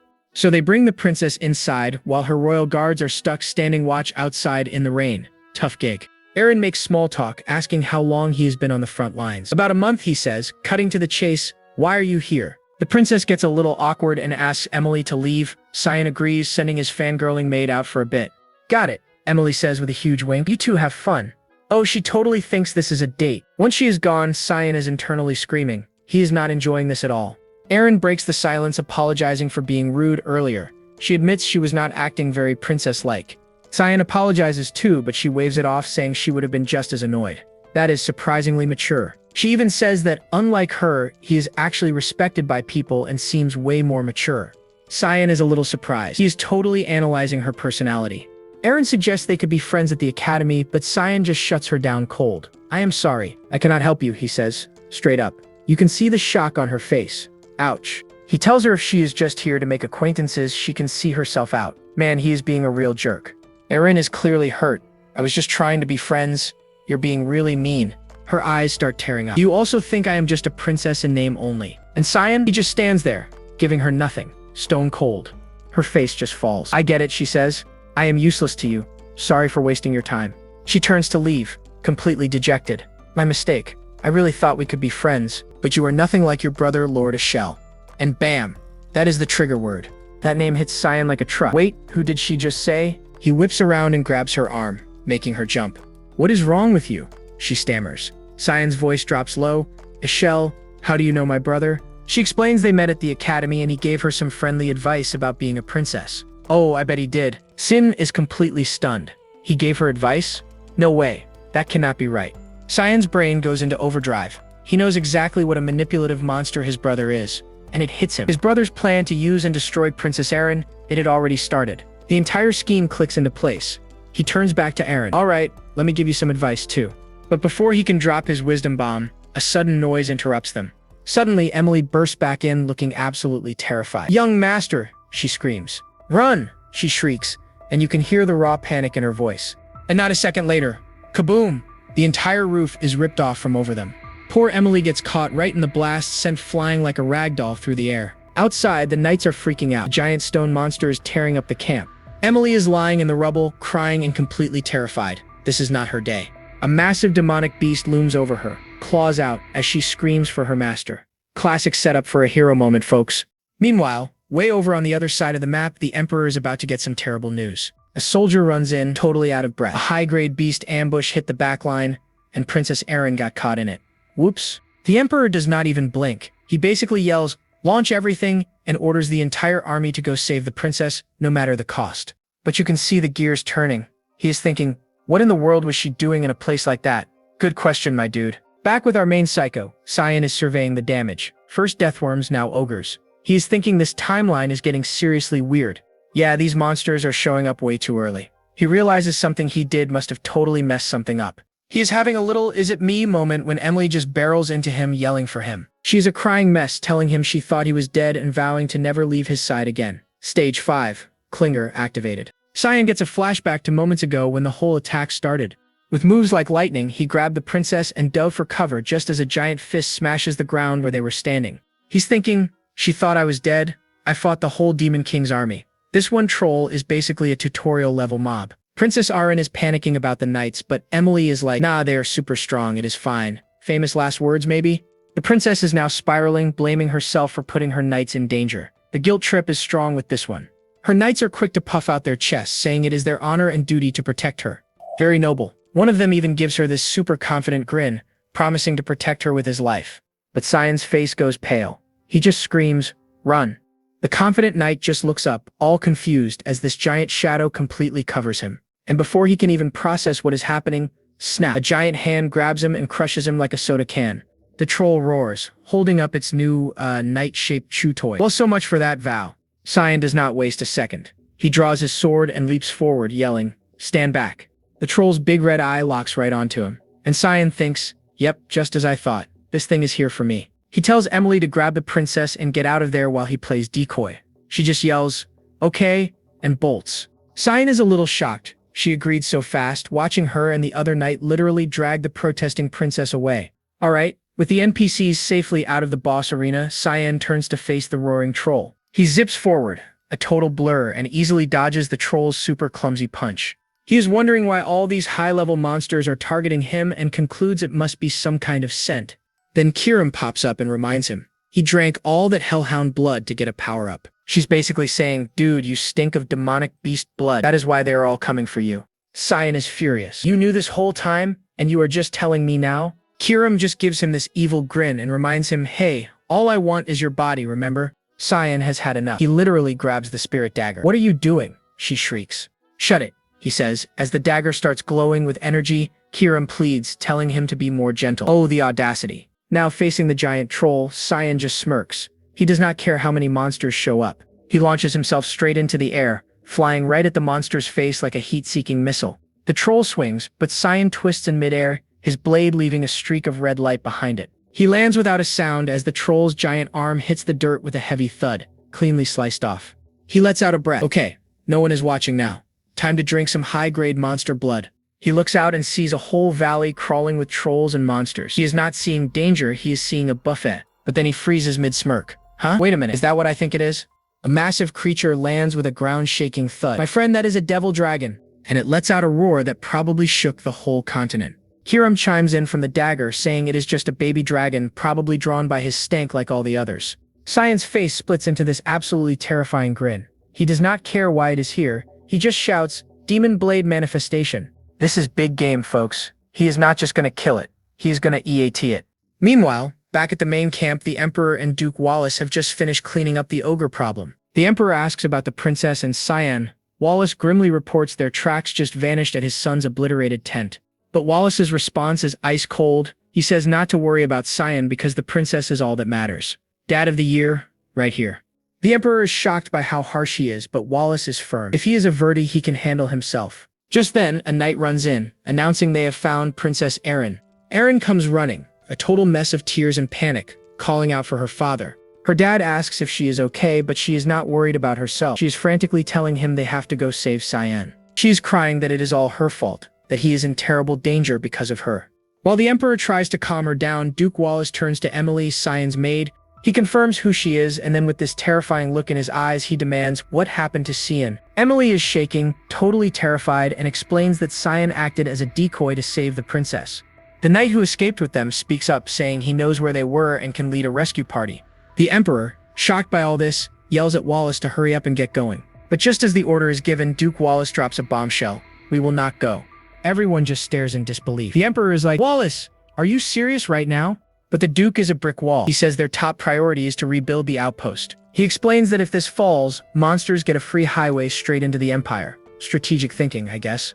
Their duty is to rebuild the base immediately to prevent even bigger problems down the line. Emily looks horrified and asks, then what about the young master? The Duke's reply is colder than a freezer. That child fulfilled his duty by saving the princess. That is the way of House Verte. Brutal. Princess Erin is just completely shattered, whispering, why? Just why? No, it cannot be. And the waterworks start again as she is hit with another wave of guilt. It is all because of me again. Suddenly, this massive howl rips through the air, startling everyone. The Emperor looks up, thinking, this howling, could it be? Princess Erin's eyes go wide. She knows that sound. That sound is a giant silhouette with wings flies across the moon. Dragon? She gasps. As she is staring, a tear falls from her eye, but something makes her pause. The massive devil dragon dives down from the sky, its size just dwarfing everything. And who is riding on its back looking a little beat up but totally alive? It is Cyan. A stunned Erin can only whisper his name, Cyan. Dragons. They say they're the creatures closest to the creator. These rare and noble beings are so powerful that mere humans don't even dare to approach them. So of course our boy Cyan is currently riding one like a surfboard. He's having a full-blown panic attack. Sure, it's an honor, but he's got one tiny problem. It's flying directly over the one group of people who absolutely cannot see him. Down below, Princess Erin looks up in horror and screams his name. The Emperor can't believe his eyes. He turns to Duke Wallace and demands to know why his son is Joy riding on a dragon. When the Duke just stands there silently, the Emperor yells, what are you doing? Aren't you going to save him? Back up top. Cyan's grumbling. This was never part of the plan. All I wanted to do was drink his blood, he thinks. Flashback to a few moments ago when he spots the devil dragon. He was practically vibrating with excitement, and Kiram yells, you have to eat it. To get to his prize, he first had to clear out the trash mobs. Screw off, you mongrels, he growls, cloaked in a fiery red aura. I don't have any time to waste. He unleashes his fog sword, rushing fog storm, a whirlwind of crimson slashes that just shreds through the beasts. With the path clear, he charges straight for the dragon. He notes that it's not a fully grown dragon yet. The dragon doesn't hesitate, firing a massive purple energy beam from its mouth. Bam. And Cyan is personally offended. You're being rude. You spit in my face on our first meeting. Well, you can take my sword to the face then, he yells, launching a counterattack. He lands a vicious X-shaped slash across the dragon's snout, drawing blood. The sheer force of the impact sends them both flying. Sheathing his dagger, Cyan prepares a new technique. It's a martial art called Swordless. 8 fluttering petals. He unleashes a flurry of strikes, just battering the dragon's crystalline armor. It's too much for the dragon, and it crashes to the ground. He lands, shaking his arm. My shoulders are sore. I guess I can't take on a dragon just yet. With a smirk, he readies his blade again. Well, time to wrap this up. The dragon tries its breath attack again, but Cyan is prepared. I won't fall for the same trick twice. But then he suddenly realizes the dragon isn't attacking. It's trying to escape. Stop right there, he yells, leaping right after it. And that, folks, brings us back to the present, with Cyan clinging to the dragon's back for dear life. He stares down at the army below, wondering how in the world he's going to get out of this mess. Kiram pops out, absolutely furious. What's wrong with you? Why aren't you doing anything? Cyan yells back, you want me to use the demonic sword with all those people watching? I'd be burned at the stake. As they bicker, a massive magic circle appears below. Cyan recognizes the attack. It's his father's advanced 8-star magic, the secret sword of the heavens. He cannot believe his father is using such a powerful spell, knowing full well his own son is in the blast zone. The golden swords fly up at them, and the devil dragon skillfully weaves through the deadly barrage. Cyan is actually impressed. That's right. Good dragon. Keep avoiding it. But hold up. One of the swords clips the dragon, sending Cyan flying right off its back. Whoops. As he plummets, he curses his luck. Damn it. I can't believe I missed the opportunity for such a special meal. Kiram panics, telling him to fly or use a skill, but Cyan refuses, afraid he'll be burned at the stake. Are you just gonna let yourself die then? Kiram screams. Cyan just says, maybe I'll even stop thinking. But then a wicked grin spreads across his face. I think there's a way. Kiram realizes his plan with horror. Master, you're not gonna fall in that filth-infested river, are you? What other choice do I have? Cyan says as he plunges into the river with a massive splash. Elsewhere, in a desolate wasteland, a man with white hair and horns looks to the sky. A devil dragon flying around here? What a rare sight, he muses. Another man with red hair joins him, noting it must be a young one that got lost. The red-haired man explains that humans live across the border. The white-haired man scoffs, nah, there's no way a dragon lost to something like a human. The red-haired man asks if something is bothering him. I can feel a very strange energy from over there, the white-haired man says, pointing, something strange but also familiar. The red-haired demon tells his companion that if he's that curious, he can go check it out. He warns him, however, not to go around killing everything just because he's bored, a totally normal request. The white-haired demon cheerfully agrees, promising not to cause any trouble. Yeah, right. With a quick, I'll be back, he soars into the star-filled crimson sky. Meanwhile, Cyan is submerged in the disgusting blood river, screaming as the foul liquid bubbles around him. He coughs and sputters, dragging himself out of the vile river and onto the rocky shore. Groaning in pain, he collapses onto his back and curses his terrible luck. Catching his breath, he calls out to his demonic sword, asking if she's okay. Kiram's spirit form appears and she is seething. I'm trying to decide how I should kill you right now, she fumes. Cyan tries to calm her down, promising they'll get cleaned up. But Kiram immediately questions if he even plans on going back. She explodes, yelling at him to get it together. This is the demon realm, she screams. Cyan just smirks, telling her not to worry. He's sure there's no way they'd run into a high-level demon here. He just had to jinx it. Suddenly, a new voice cuts in. I knew it! I knew something fun would be waiting for me here. Cyan's eyes widen in shock. He knows that voice. It's a voice so deeply embedded in his brain that he could never forget it, no matter what. Standing on a cliff above him is the white-haired demon, who looks down and asks, Are you a human? Cyan stares in absolute horror. It's the Demon King, Valkyrion. In the old days, they said seeing the Demon King was like looking evil right in the face. And that absolute unit, a guy who once stood over fields of dead knights, is now standing right in front of our boy Cyan. Naturally, Cyan is having a complete meltdown. Goodness. Why now? The Demon King, Valkyrion, just looks down on him. If you're human, are you going to answer me? Valkyrion keeps poking the bear, asking, Do you want to fight me, kid? So Cyan, pushed to his absolute limit, lets out a scream and lunges forward. He manages to slice off a tiny little bit of hair. For a split second, Valkyrion looks genuinely surprised. And then he just bursts out laughing. He's actually impressed. I heard you humans had infinite potential. You dared to cut my hair? It might be true. Kiram chimes in, probably the wrong time, but who is that? When Cyan tells him, Kiram is basically like, and you think we can win this? Cyan knows it's impossible. His only option is to use the ultimate secret technique, running away. But as he grips his dagger, he's trembling, wondering if he could even survive trying to escape from this guy. The odds are not looking good. Suddenly, Valkyrion's voice cuts through his panic. Hey, relax. What am I gonna do to a little kid like you? You can calm down.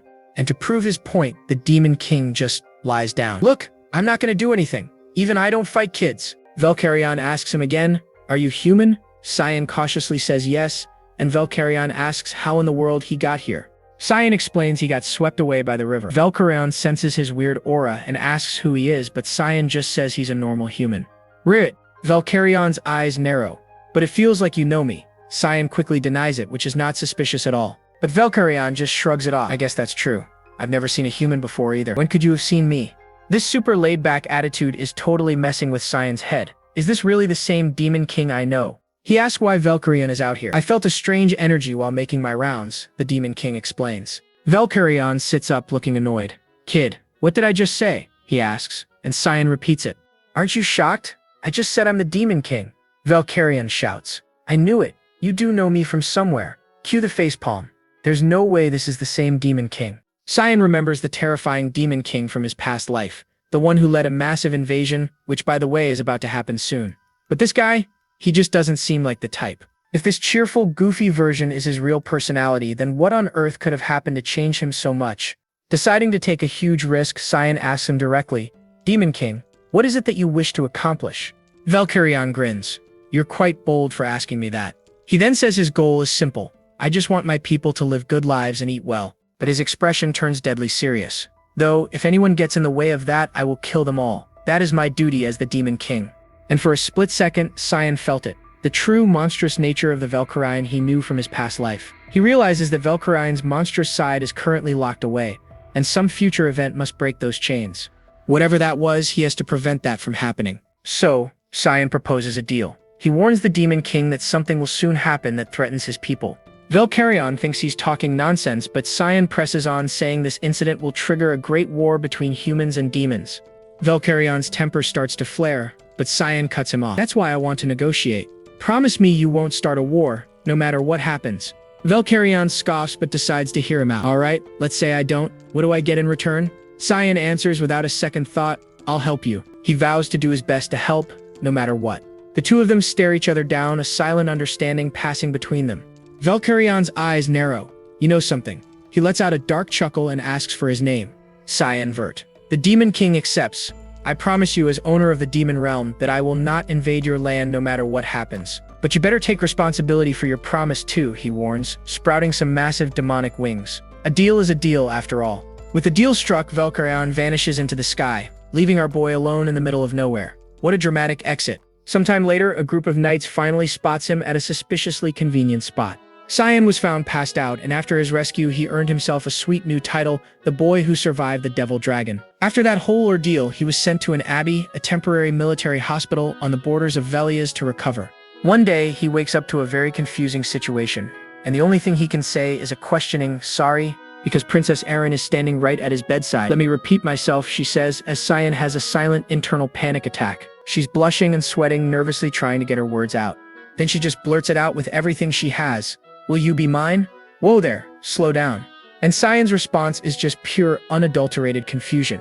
He has absolutely no idea what is happening right now. Blushing like a tomato, Princess Erin looks Cyan dead in the eye and asks the big question.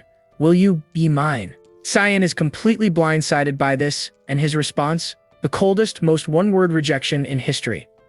Nah, and just like that, her entire world shatters. The rejection hits her like a truck, and her confident face just crumbles. Ah, here come the waterworks. Tears well up in her eyes as she admits she's just a powerless princess.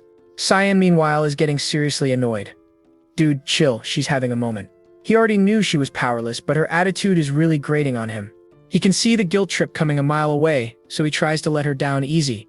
Bad move, my friend. Yes. Don't be disappointed that, he starts. But nope, Erin cuts him right off. No, I get it, she says, pulling herself together like a total pro. I just have to grind until you acknowledge me. With a new fire in her eyes, she points right at him.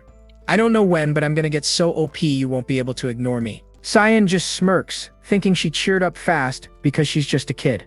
Bro, you might want to take that declaration seriously. But just as she's about to leave, she stops. Ah, the classic one more thing moment. Thanks for being alive. Really? And with that, she leaves our boy completely speechless. Oh, that was actually sweet. Later, we cut to the outskirts of camp where a lone figure is trudging through a snowy forest. Very mysterious. We see two dudes in heavy winter gear looking around nervously. These guys are definitely up to no good. One of them pulls out a glowing purple cube, laughing to himself like a cartoon villain. Not much left now. Suddenly, a voice echoes through the trees, calling him out by name. So it was you, Reynold Crimson. Reynold tries to bolt, but surprise. He's completely paralyzed, held in place by some invisible force.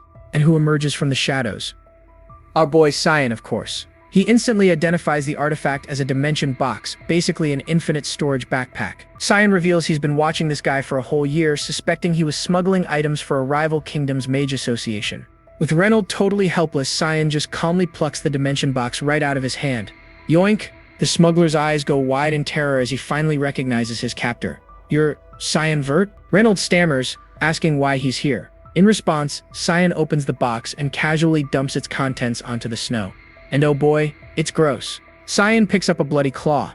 "It's fresh," he observes, before laying out Reynold's entire smuggling scheme. Man's a detective now. Reynold panics, screaming that he doesn't know what Cyan's talking about. "Yeah, right, buddy? You don't need to play dumb," Cyan says coolly. Their blood is already being sold on the black market. And ding! A light bulb goes off in his head. This must be how his sister got her hands on that nasty hellhound blood. As Reynold wonders who snitched on him, Cyan knows one thing for sure. This smuggler isn't walking away from this. Suddenly, Reynold manages to move his hand just enough to activate a magic scroll. A last resort. D, he screams, unleashing a powerful breath fire spell directly at Cyan. Reynold gloats that letting your guard down means death, as a massive explosion engulfs the whole area. Panting for breath, Reynold thinks he's actually won. So the rumors about him were true, he mutters. But just as he's catching his breath, a hand shoots out from behind him and brutally rips his arm clean off. Snap. Reynold screams in agony as blood erupts from the stump. Yeah, that's gonna leave a mark. Before he can even react, a sinister black fog swirls around him, swallowing him whole. And who emerges from the mist, looking like the Grim Reaper himself? You guessed it. He grabs Reynold by the throat, slamming him against a tree, and then he says one word. Choose. Cyan lays out the options. Tell him everything and die comfortably, or suffer a death so tragic that even Satan would pray for him. Yikes, dude. Meanwhile, at a trading post, two other smugglers are moving their illegal goods. They're pretty pleased with their haul this time, checking out a crate full of valuable vials. One of them gets greedy and pries open another box, wondering what kind of jackpot is inside. Big mistake. They both recoil in absolute horror. I bet you can guess what they found. Yep, inside the box is the severed head of Sir Reynold, still wrapped in dark magic. Who did this? Their screams send the entire trading post into a complete and total panic. Watching from a nearby cliff, Kirim asks if he's just gonna let them go. Cyan replies, "Yeah, I assumed the warning was enough." So it turns out Reynold Crimson was a 7-star mage knight from the Garum Kingdom, smuggling demonic beast blood for his kingdom's mages. The Garum Kingdom Mage Association is basically a club for magic nerds who are obsessed with surpassing the limits of humanity. Right now, they're making useful artifacts, but Cyan knows from his past life that they'll eventually do some seriously insane things with all that smuggled blood. Kirim teases him, asking if he's changing his class from assassin to problem solver. "Shut it," Cyan retorts. He's determined to stop them now before things get any worse. A noble goal for our resident psycho. And now we cut back to a fancy residence, where Cyan's brother Ashel is reading a letter. He learns that Cyan has gone to the front lines with their father, and let me tell you, he does not look happy about it. A woman who is very casually just wrapped in a sheet in his bed sits up. "Cyan Vert, that half-brother of yours?" A sinister smile spreads across Ashel's face as his eyes glow. "He's been getting on my nerves.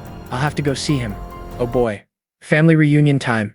Alright, the bags are packed and Emily is practically bouncing off the walls. She is so ready to ditch this depressing frontline life. She's already dreaming of a fantasy school life, but our boy Cyan knows the truth. For him, this isn't a dream, it's the start of a nightmare. He remembers it as a snake pit of backstabbing nobles and shady politics. A place where who you know is way more important than what you can do. Emily is over here planning her future romance novel, and Cyan's just looking at her like, has she completely lost it? So they finally arrive at the academy. Cyan takes one step into the courtyard and immediately freezes. Oh look, it's his half-brother Kranz, and dude looks like he's just seen a ghost. Before Cyan can even get a word out, Kranz lets out a high-pitched scream and face plants. Graceful. Kirim pops up, asking who the buffoon is. Cyan just deadpans, "That's my half-brother Kranz. Just ignore him." She points out that Cyan seems nothing like his family, but our boy knows better. Because the real odd one out is someone else entirely, whose name begins with an E and ends with a Chell. Stepping inside the mansion, Cyan gets a huge surprise. There's a whole line of servants bowing to welcome him. Okay, this is new. He's totally stunned. These are the same people who used to treat him like air. He figures his dad or brother must be lurking around somewhere. He thinks maybe, just maybe, this is a reward for all his grinding. So he reaches for his bedroom door. But the second his hand touches the knob, a chilling energy hits him like a truck. He knows this feeling, and it is not a good one. Before he can even process it, the door swings open. And standing there is the one person on this planet he wants to see the least. It's Ashel, his older brother, wearing that punchable smile of his. It's been a while, Cyan. Eschel pretends to be all surprised, asking if little Cyan even remembers him after all this time. What a jerk. Every single word just fuels Cyan's rage. He can't calm down. All he can think about is ending the man who betrayed him. His hand snaps to his dagger, demonic power swirling around it. He's about to delete Eschel from existence right here, right now. But just as he's about to strike, another hand grabs his wrist, stopping him cold. Whoa, it's Kirim, materializing to hold him back. She tells him to get a grip. There's no fun in one-shotting the final boss yet. Forcing himself to bottle up that psycho energy, Cyan bows his head and greets his dear older brother. Eschel looks pleased and gives Cyan a condescending pat on the head. So patronizing. He mentions hearing about Cyan's new skills, adding that soon he'll be a useful tool for him on the battlefield. Cyan's eye flares with pure rage, but he forces out a reply. Yes, I am looking forward to that very, very much. Eschel says he's glad and that he only came by to see him. Cyan knows that's a total lie. Eschel only cares about people he can use. But knowing there's a motive actually helps Cyan calm down. He puts on a fake smile and says, I missed you too. Just then, Emily stumbles in, buried under luggage. She's complaining that Cyan could have at least offered to help. She barges in ready to give him a piece of her mind, but freezes solid when she spots Eschel, the first young master. Eschel, smooth as ever, charms the flustered maid before making his exit. Classic. Once he's gone, Emily starts scolding Cyan for not giving her a heads up, but he just coldly tells her to leave. She hesitates for a second and his eyes glow with menace. Don't make me repeat myself. Yikes. After she runs for her life, the act finally breaks. Sheen collapses, dry heaving from the stress of it all. Kirim shows up and Cyan immediately confronts her. That would have been a perfect opportunity to hijack his body, but she instead stopped him. Why? But Kirim just gives him this wicked grin. I just want your rage to get stronger. It makes you more delicious. Cyan actually lets out a dark chuckle, a creepy smile spreading across his face. Alright then. Meanwhile, one of Eschel's guys reports in. He's found the second young lady, Elise. Turns out she's out in Farina, the northern territory of the White Elves. A place famous for hating outsiders. Eschel just smirks, telling his man to keep an eye on her. If she even thinks about coming back, he wants to know. Definitely plotting something. His attendant notices Eschel seems to be in a good mood, asking if meeting his little brother was fun. And just like that, the smile is gone. Eschel's eyes flash a dangerous blue as he snarls, Wrong. I'm in a terrible mood right now. The poor attendant immediately flinches and apologizes for opening his mouth. You see, Eschel is haunted by the look in Cyan's eyes. That demonic, blood-red glare filled with pure, unfiltered hatred. He thinks to himself, it was like Cyan was looking at his mortal enemy. He wonders if he's just reading the room wrong. Deciding this whole thing is getting on his nerves, Eschel says he'll have to keep an eye on him. His attendant is already on it. Left alone, Eschel sits by the window, but he can't get that image out of his head. His brother's absolutely unhinged smile. He just can't shake the feeling that something is seriously wrong. He wonders, Cyan Vert, what in the world are you hiding? Alright, so Cyan is about to head off to the academy, but his departure is getting a little dramatic to say the least. His maid, Emily, is absolutely losing it, screaming, I'm really disappointed in you, young master. Cyan tries to explain the +1 rule only applies to knights, but Emily is not hearing it. She's throwing a full-on tantrum because he didn't give her a heads up sooner. Waving from the carriage, Cyan tells her to be good, but she just hits him with a classic, no, you be good, young master. He just brushes her off with an yeah, and tells the driver to step on it. Cold, my dude. Ice cold. But as the carriage pulls away, the tough act crumbles. Through tears, she's yelling at him not to get depressed if he gets bullied. She's shouting for him to take care of himself, and this little gesture makes our boy Cyan's sweat drop. He can't help but smile, thinking that's just so typically Emily. And this whole scene sends him spiraling down memory lane, back to when he was a sick 8-year-old kid all alone. Back then, when nobody else in the entire world seemed to care, guess who showed up? Yep, it was Emily. She literally threw him on her back and sprinted through the storm to find a doctor, screaming her lungs out for someone to help. She got him to a doctor just in the nick of time and then personally nursed him back to health. What a legend. Cyan knows without a doubt that he would have died without her, probably forgotten in some dusty corner of that massive mansion. Snapping back to the present, he leans out the window with a huge grin, playfully threatening her. She just waves back, crying happily that she can't hear a thing. You can tell he really sees her as way more than just a maid. She's family. But that warm, fuzzy feeling doesn't last long. He glances at his escort and does a double take. 6 intermediate class nights for one dude. Talk about overkill. A sinister smirk spreads across his face. Oh, he knows exactly what this means. He's thinking, looks like the party's starting before I even get to school. As the sun starts to set, the carriage rolls deep into a creepy-looking forest. Later, one of the knights suggests they make camp for the night. When Cyan asks where they are, the guy claims they're near the central city of Saffron. Cyan agrees, but inside he knows it's a total lie. There's no forest like this anywhere near Saffron. They're in the middle of nowhere, and our boy knows exactly what his so-called escorts are planning. The knight calls for him to come out. Cyan steps out of the carriage, playing dumb and commenting on the nice, fresh air. What a troll. And bam.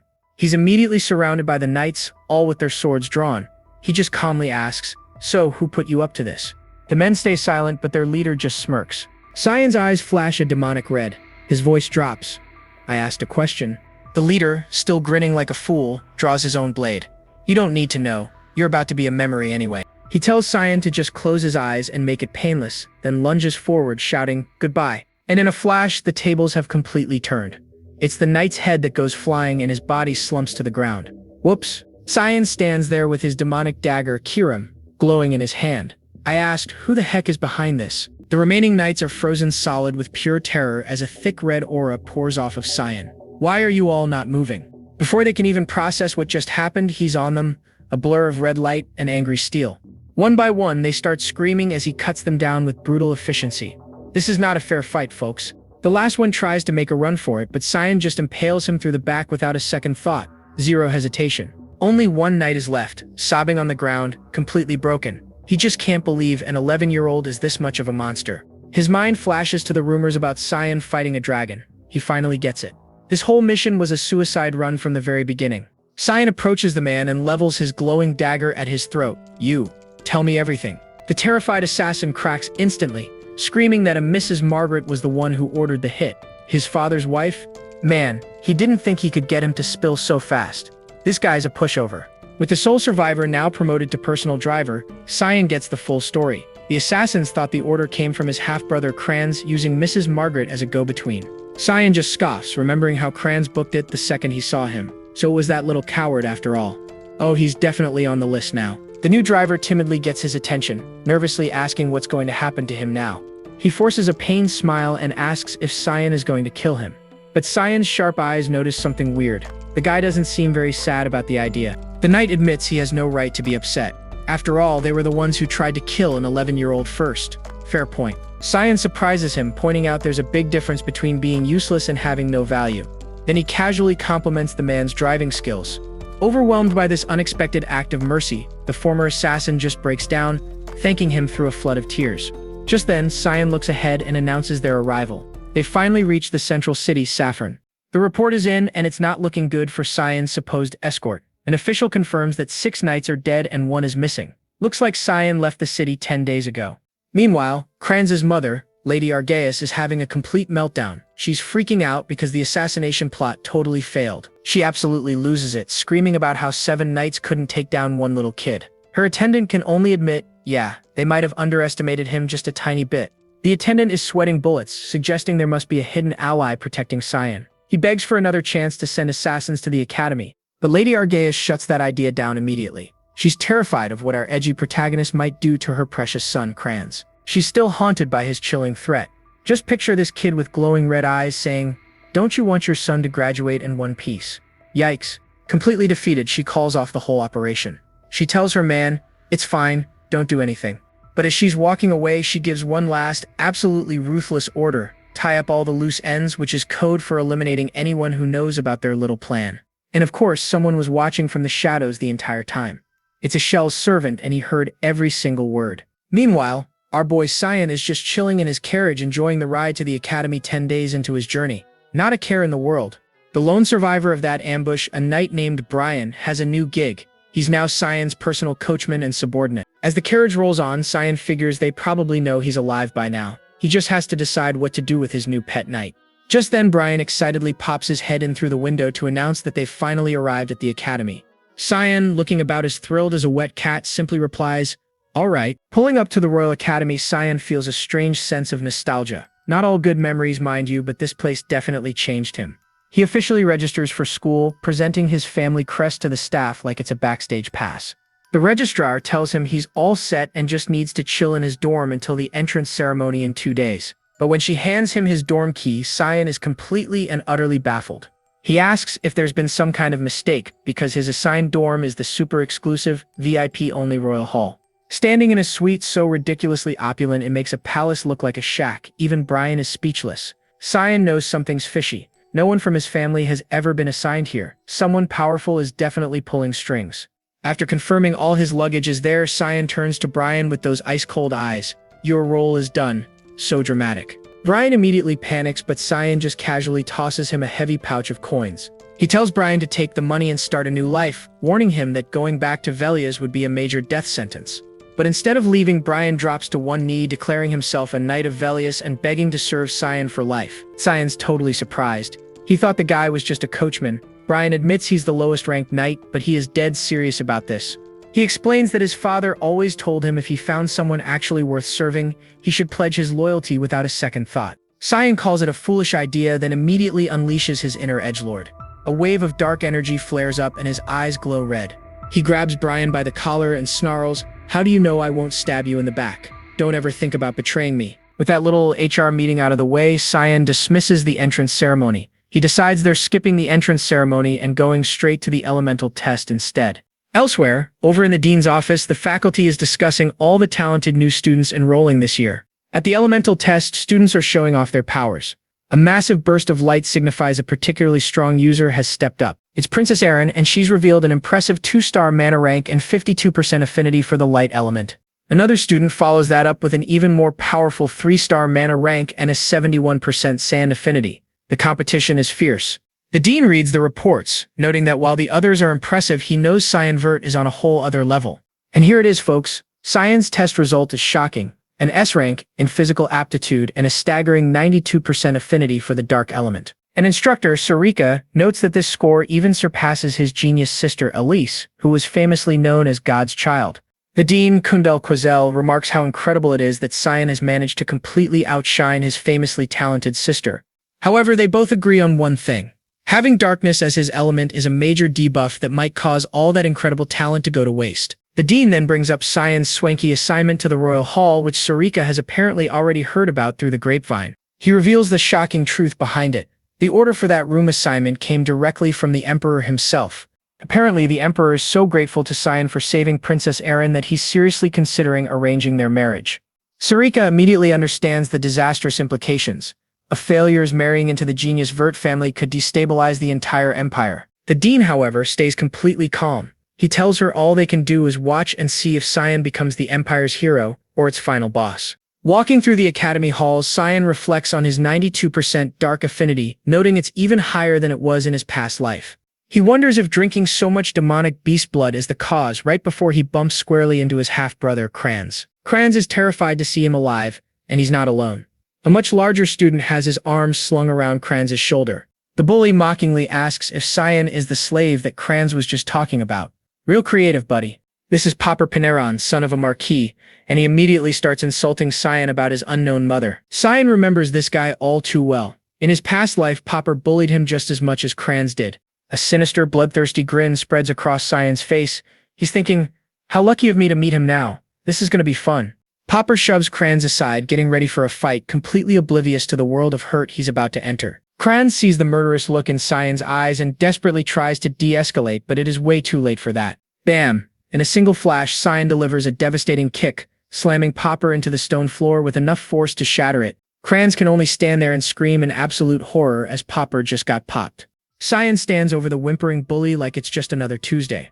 "Why don't we have a chat, Kranz?" he asks, while Popper is on the floor begging for his life. Kranz is basically frozen solid, sweating buckets as Cyan closes in. This is some serious horror movie stuff right here. He grabs his half-brother, his eyes glowing that terrifying red again. "I don't care what you do behind my back," he whispers. "But if I ever see you again, you will be graduating in a wheelchair." Yikes, cold-blooded. Then he just tosses Kranz aside and smirks to himself.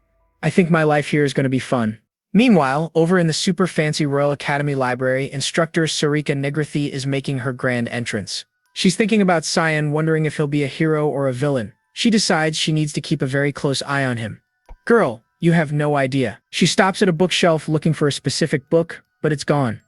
"It's not here?" she wonders. The classic someone already has the plot device trope. And right on cue, a voice behind her asks, "Are you looking for this?" She turns, and guess who it is? Our boy Cyan, holding the exact book. She's totally flustered. How did a student get in here? She's a high-level assassin and didn't even sense him. He's either that good or she's slacking on the job. She pulls herself together and asks, "You're Mr. Cyan, correct? Can you give that to me? I really need it for my research." Cyan puts on his best innocent student smile. "Ah, this?" he replies. "Of course. What a troll." He hands the book over and she reaches out to take it, thanking him for his help. But as their hands touch, zap, a burst of dark purple energy rips the book apart. Then Cyan calmly asks, "Is that not what you were looking for?" He drops the act.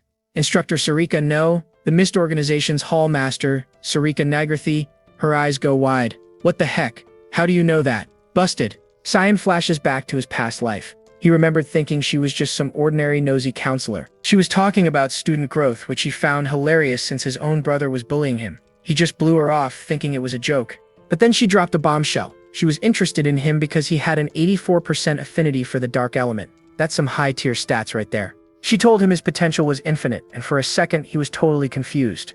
Maybe she could actually help him? He even thought she might be someone he could count on. And nope, he quickly realized he was being played. Classic manipulation tactic. So now in the present, Cyan knows what's up. Being an instructor is just a cover. She is actually an assassin. And not just any assassin. She is the hall master of the infamous organization Mist, hiding out where all the rich kids go to school. Smart. She slowly takes off her glasses. That's the anime signal for it's about to go down. "Alright," she says, "come with me." And Cyan is just completely thrown for a loop. He totally did not expect her to be this calm about her secret identity getting blown. Inside her lab, the room is exactly how he remembers it. A total mess of research, magic items, and weird potions. She offers him tea and he takes a sip. Whoops, it's poisoned. I knew things were going too smoothly, he thinks. You'd think he'd learn. She just laughs. "Don't worry, it's not a severe poison," she chirps. "It'll only melt your organs." But Cyan isn't even fazed. He survived demonic beast blood and even worse, his maid Emily's cooking. That poison has nothing on whatever she puts in her food. His eyes gleam red. "Maybe use something stronger next time," he taunts. Sarika's smile vanishes. "Then shall we talk?" She gets right to it. "How do you know who I am? And how did you know about the secret book?" Valid questions, to be fair. She leans forward, getting sly. "Are you trying to tell me you're also a part of Mist?" Cyan just gives her this completely deadpan look. "What more proof do you need?" Love the non-committal chat energy. She scoffs, completely triggered. "You think you're hot stuff because of one little elemental test, huh?" He just ignores her and continues. "Before I came here, everyone was worried about nobles being murdered. They wondered if one escort knight was enough." He leans in with this devilish grin. "When did the purification project begin?" She tries to act innocent, but he clarifies with red demonic energy swirling around him. "I'm talking about the assassinations, of course." Their faces are locked in a battle of wills. "You'll regret that," she warns. Cyan smirks back. "Are you threatening a student now?" Oh, he is pushing all the buttons. And that is it. Sarika flips the table between them, sending everything flying as she lunges right at him. "So that's how you're going to respond?" Cyan meets her charge head-on, throwing a punch of his own. Their fists collide in a massive explosion of red and purple energy, completely wrecking the room. She lands gracefully, a dark scythe aimed at his neck. But Cyan just complains.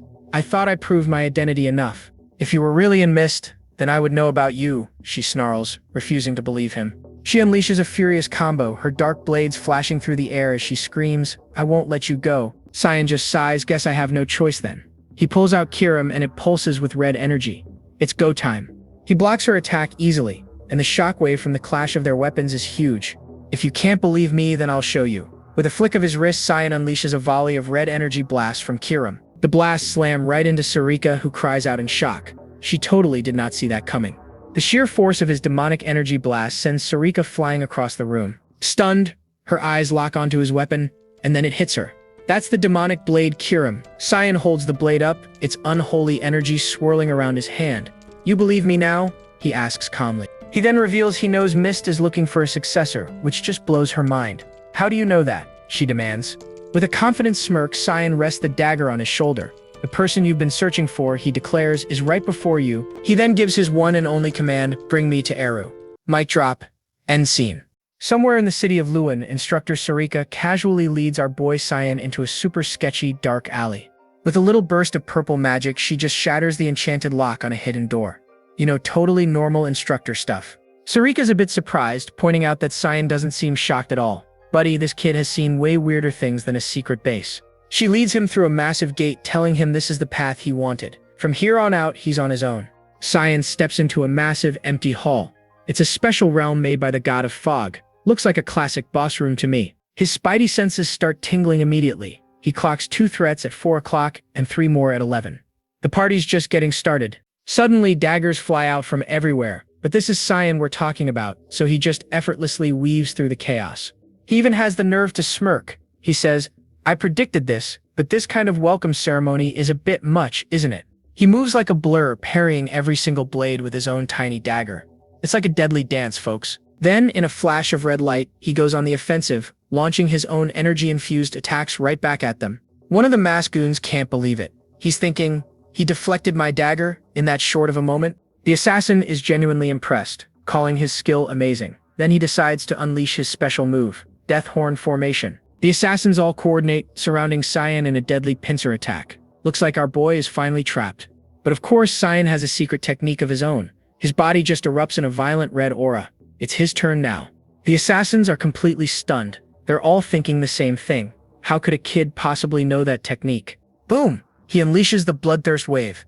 You gotta love these edgy attack names, my friends. Apparently, it's an exclusive assassin technique that turns pure bloodlust into a physical attack. How metal is that? The wave washes over the assassins and they all start clutching their throats, completely unable to breathe. Yikes. Cyan stands over their unconscious bodies, saying they won't be able to get up for a while. But wait, he spots something. One of them is still standing. Uh-oh, looks like a mini-boss has appeared. Not wasting a second, Cyan prepares another named move, Fog Sword, Unshakable Roots of a Great Tree. Seriously, who comes up with these? But the hooded figure suddenly lunges. And Cyan's in total shock. He stopped my technique midway through. Who is this guy? As the mask clatters to the floor, plot twist, it's none other than Instructor Sarika, grinning like a maniac. Our boy is just confused. He's like, huh? Hallmaster Sarika? Her face breaks into a completely crazed, ecstatic grin as she yells, "Show me your true powers." This woman is unhinged. Cyan unleashes another technique, the Thick Fog 8th Form Assault. It's a battle of the edgy move names, people. Sarika barely dodges it, making her even more excited. She's super impressed that he knows both Fog Sword and Thick Fog styles. She calls for him to show her his true potential, but when she looks up, poof, he's already vanished. Cyan already has her figured out. He knows what drives her, a pure, totally insane zeal for combat. He realizes that this crazy chick is drunk on battle, will want to fight until one of them is pushing up daisies. There's no escaping this one. Panting with excitement, she grins like a maniac. "Isn't this what you wanted too?" "Lady, you need to calm down." Cyan unleashes his Fog Sword, rushing Fog Storm, deflecting her attack. "I'm not as perverted as you, though," he yells back. "Sick burn." Sarika just smiles, explaining that they're in a special dimension. Basically, it's a private server where they can go all out. Alright, Cyan thinks, realizing he can use all his techniques here. I could probably end up killing her, but oh well. But just as he's about to unleash his final form, he just collapses. Well, that was anticlimactic. Sarika is just as confused as we are. As Cyan is slumped on the ground, a voice says, "I knew it, you can rest." The demonic sword Kira materializes in her full humanoid form, shocking Sarika. She asks, "You know me, right?" Sarika recognizes her instantly. Kiram demands to know why a worshipper of Eru is trying to kill her master. Sarika explains that she was just testing him, to make sure he was the real deal. A likely story. Kiram isn't buying it for a second. "You could have just called for your god." She menacingly asks if this is a direct challenge to her. Sarika just chuckles. "I think we should pay attention to the successor first." Kiram turns around, totally confused. She whips around to see Cyan on the ground, bleeding from his mouth. She panics, yelling, "What? Why are you dying?" Sarika calmly explains that materializing Kiram's entire body is super inefficient and literally eats away at the user's life force. Whoops. Kiram grabs a dazed Cyan, clearly annoyed. "Hey, this is nothing. What was the point of drinking all that beast blood then?" But Sarika's battle lust is still going strong. "As Hall Master, I don't reject any fights. And if you're the opponent, I really can't say no." Kiram is visibly creeped out. What the heck is wrong with her? "I'm scared." "Same here, Kiram. Same here." He asks why she suddenly showed up, and she gets right behind him, saying, "I have to teach that wench a lesson." And Sarika is more than happy to oblige. She says, "It'd be an honor, Kiram. This lady is just something else." Kiram scoffs, "Don't be crying and begging for my forgiveness later then." Sarika's grin just gets wider. "Oh, I'd love it if you can push me to that point." But just as they're about to clash, a voice rings out, "That's enough." The intense standoff is cut short by a mysterious voice. Sarika recognizes it instantly. It's Eru. A swirling vortex of energy suddenly appears in the hall, and even Cyan looks completely stunned. The energy rips open a dark portal and a booming voice commands send the successor to the altar. Without a second thought, Sarika agrees. This is it, the moment he's been waiting for. A wide, almost sinister grin spreads across Cyan's face. He's finally made it. He's finally going to meet Eru, the god of darkness. And there they are, a figure cloaked in shadow, sitting on a throne and just radiating power. So, people say the god of black fog is this super evil dude. You know, the type who kills without a second thought, and justifies it all as some kind of twisted favor to his victims. But the god's defense? A casual, it is what they desired. His whole philosophy is basically others don't decide for you what is right or wrong. As long as you stick to your own code, even if you die, that's a win. It sounds completely bonkers. But for Cyan, this god is just a misunderstood dude trying to protect the weak, and also an idiot. Wait, what? He marches out of the portal and up a long flight of stairs, looking all dramatic, ready for the big boss battle. At the top sits the big man himself, looking all edgy. He drops the classic line, "Do you know who I am?" Cyan doesn't even flinch. Of course, the god of black fog, Eru. No hesitation at all. Eru leans in, surprised. "Cyan Vert? Never heard of you. What makes you think you're my successor?" And Cyan just smirks. "Oh, I'm sure you can already feel the fog power rolling off me." So Eru lays down the ways one could become his successor. Path number 1, he has to personally hand over the Mist Stone. Path number 2, the stone just goes and finds someone worthy all by itself. Like the Sorting Hat, but for dark gods. Eru basically says, well, I don't know you, so I guess it's number 2. That's probably it because the Mist Stone, which is supposed to be right there on the altar, yeah, it conveniently vanished last year. He's also shocked that Cyan found and awakened Kirim. Apparently, even he couldn't keep tabs on the demonic sword. Meanwhile, Kirim is just floating there, looking absolutely offended at being talked about like some lost pet. Then Eru stares into Cyan's eyes. They aren't the eyes of a child. He has a big brain moment. I see, you're an outsider. From a timeline I'm not a part of. Plot twist. Cyan is floored. He totally thought Eru was the one who hit the rewind button on his life. But Eru just scoffs. Sorry to disappoint, kid. My god tier subscription was canceled a long time ago. I got kicked out of the club and not as powerful as you think. Cyan's hopes are completely crushed. But for Eru, this whole situation is actually super convenient. A successor just showed up on my doorstep, he chuckles. Less work for me. Cyan immediately calls him out. You're as lazy as ever. Then Eru notices something else. Oh great, he says. You also brought the annoying power of the holy sword with you. Are you not satisfied with having just one sword? Cyan gives this wicked grin and holds up hilt of the holy sword. I figured if nobody knows this thing exists, it might become useless. That's an evil hobby you got there, kid. But that's not my problem, he declares, rising up from his throne. So as the new boss, he raises a hand all charged up with power and gets ready to ask the big, important question. My dear successor, he booms. What are you gonna do with all this power I'm giving you? And Cyan gets a flashback. He's heard this question before, and let me tell you folks, his first answer was just sad. He said, I will live for my brother. Now he's cringing so hard realizing what a lame answer that was. But nobody batted an eye back then. Why? Was it because he had zero personal ambition? Not a single selfish thought? He remembers Eru's old advice, blind faith is a recipe for disaster. Maybe the god knew all along he was heading for a total train wreck. So this time, Cyan steps up. No more grand speeches. He just thinks, it has to be different. His fist starts glowing. This time, he declares, I'm using this power for myself and only for me. Villain arc unlocked. Eru pushes back. Are you sure about that? You won't regret being your own moral compass? He warns him to choose his next words very carefully because a wrong answer means an instant game over. But Cyan is all in. I don't care about the consequences. I'm done taking orders. This is my path now. Mic drop. And Eru is satisfied? Okay, you seem to have a plan. You gonna let me in on it? Cyan just gives him a little finger wag. Nope. The absolute cheek of this guy. Eru just sighs. Fine, whatever, as long as you purify my name. I'm done asking. You're boring anyway. Ouch. Just when you think the meeting is over, Eru turns his glowing red eyes on the demonic sword, Kirim. Now I shall converse with my daughter, and yep, he's looking right at a very shocked Kirim. Then dad mode activates. Eru grabs the flustered sword spirit and starts teasing her. Look how much you've grown. You must really like your new owner. And then he plants a big old kiss on her head and she completely loses it, screaming, get away from me. Cyan's just watching this train wreck, deadpanning. Wow, what a wholesome father-daughter relationship. The sarcasm is real. Suddenly, bam, dad plants a smack right on Kirim's forehead and a magic circle erupts. She starts to panic as the light gets brighter and brighter, completely swallowing her up. The energy swirls around and poof, The floating dagger spirit is now a full-grown woman. Level up. She just stares at herself, completely stunned.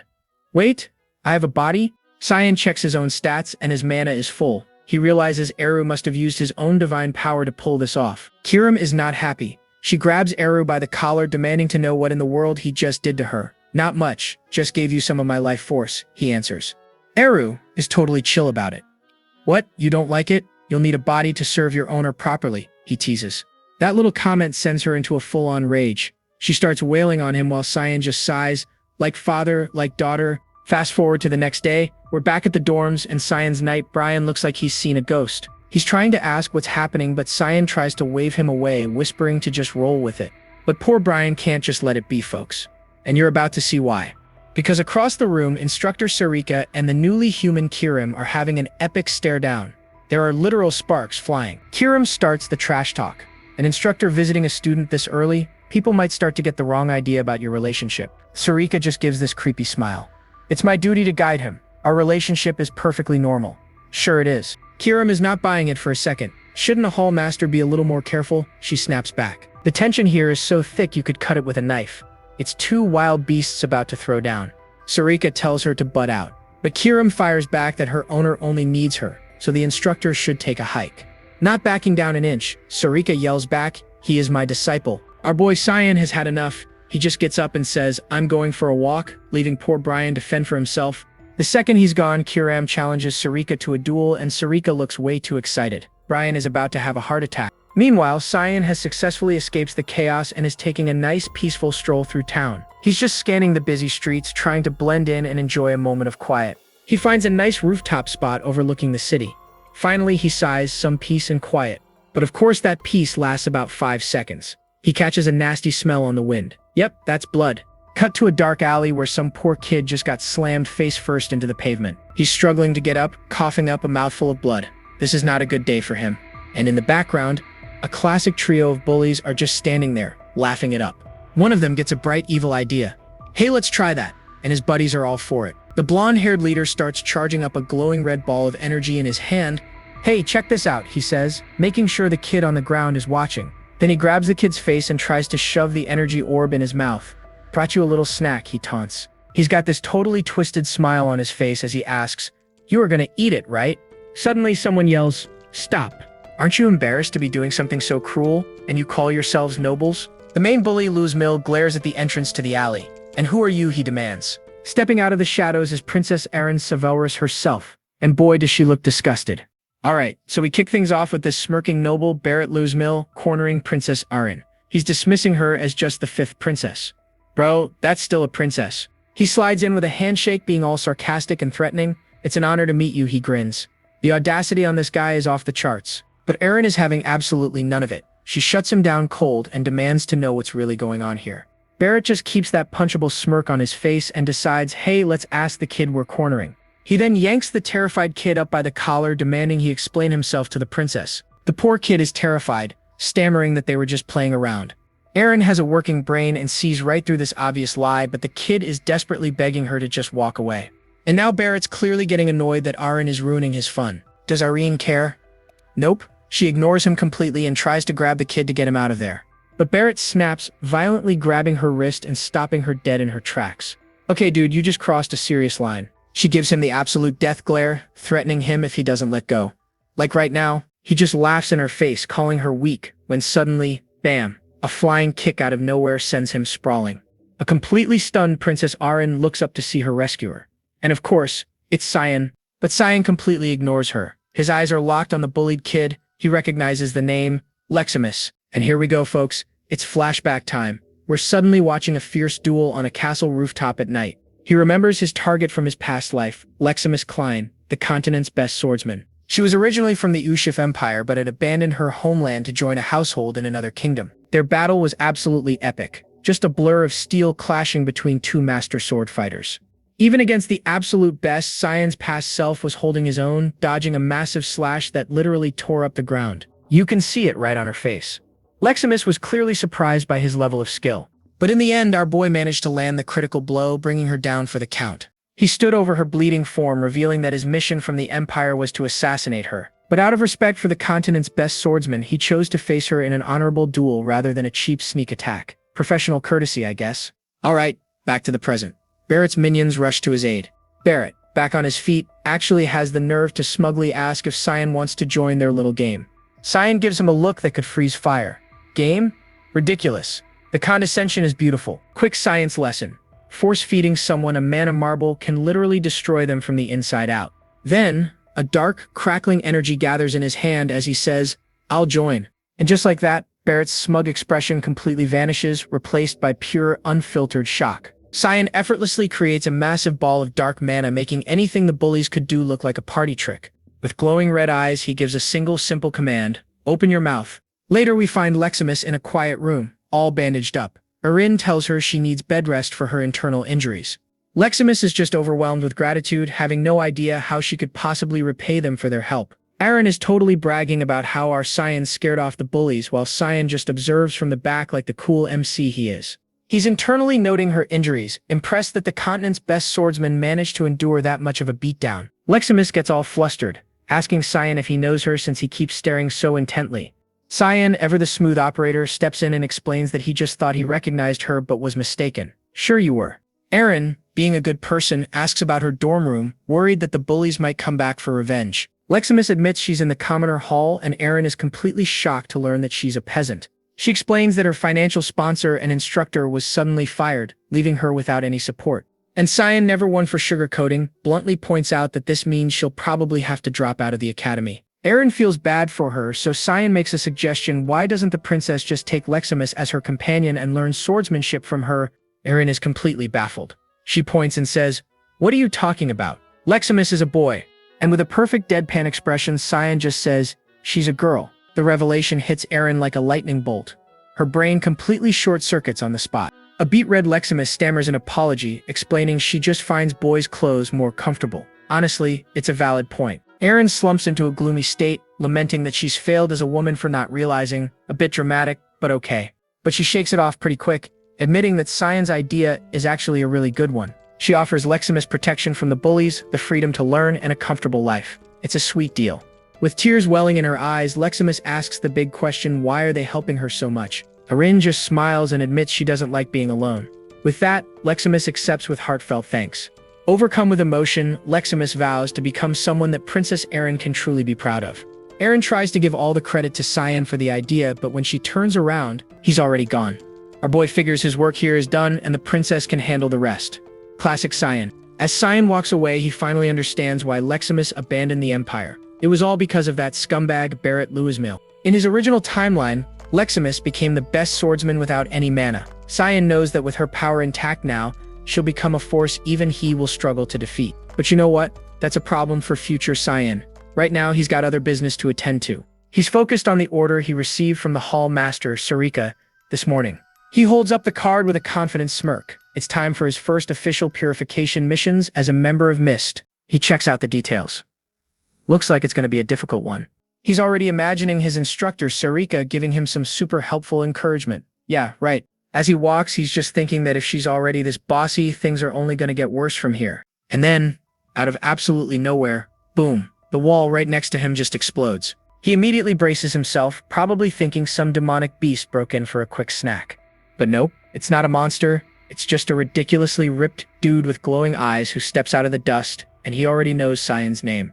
Cyan is totally confused. "Do you know me?" The guy just smirks back. Of course. This guy knows everything. He calls him out as Cyan Vert, youngest son of the Verts, and even knows about his S-rank physique. He finally introduces himself as Seth Kaharkin, another quote-unquote newbie here at the academy. Cyan's brain just short-circuits. This dude is 11? He definitely doesn't remember a guy like this from his past life. Seth flexes an arm that's basically the size of Cyan's head. Turns out he's a huge fanboy who's heard all about Cyan's beast-slaying adventures.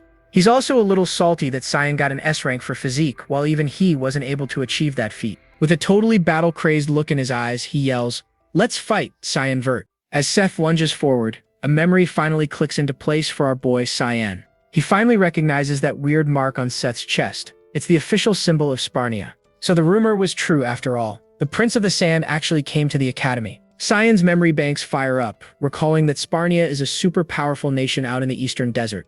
They were led by a genius first prince, a guy so strong that even the mighty Ushif Empire couldn't conquer them. But then tragedy struck. The powerful nation completely fell to ruin after its only successor suddenly died.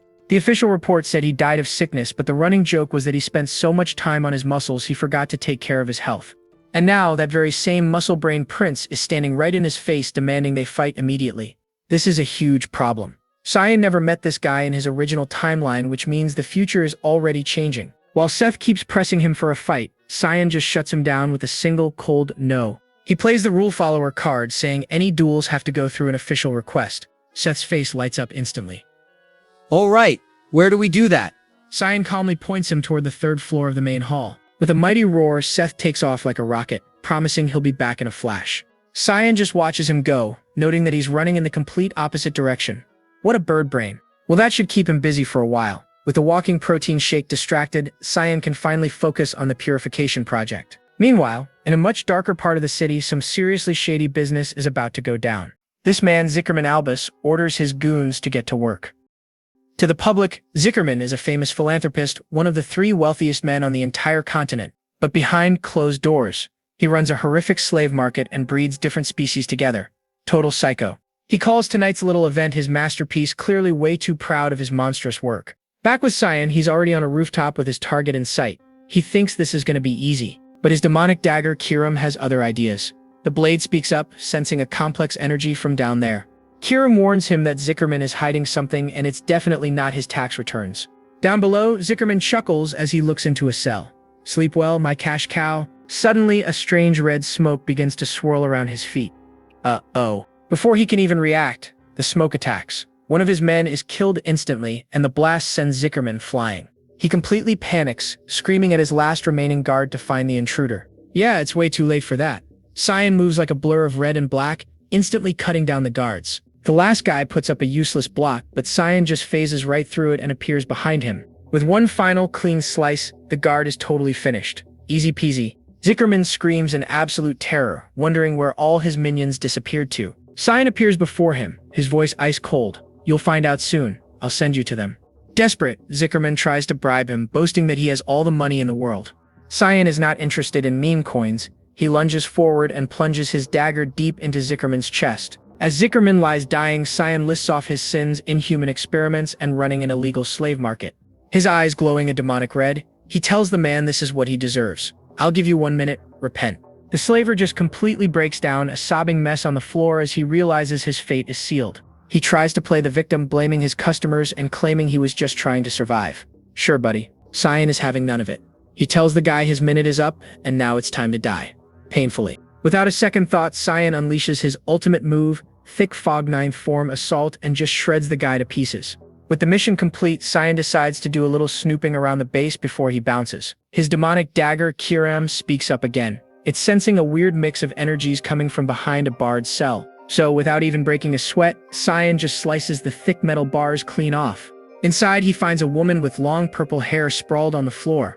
At first glance, she looks totally dead. Cyan is about to write her off as just another victim, but Kiram tells him to look a little closer. And there it is. Cradled in her arms is a massive, glowing, scaly object, a dragon egg. Later, back in his room, Cyan presents his brand new loot to his subordinate, Brian. And Cyan's explanation for how he got it? He just found it lying on the street. A likely story.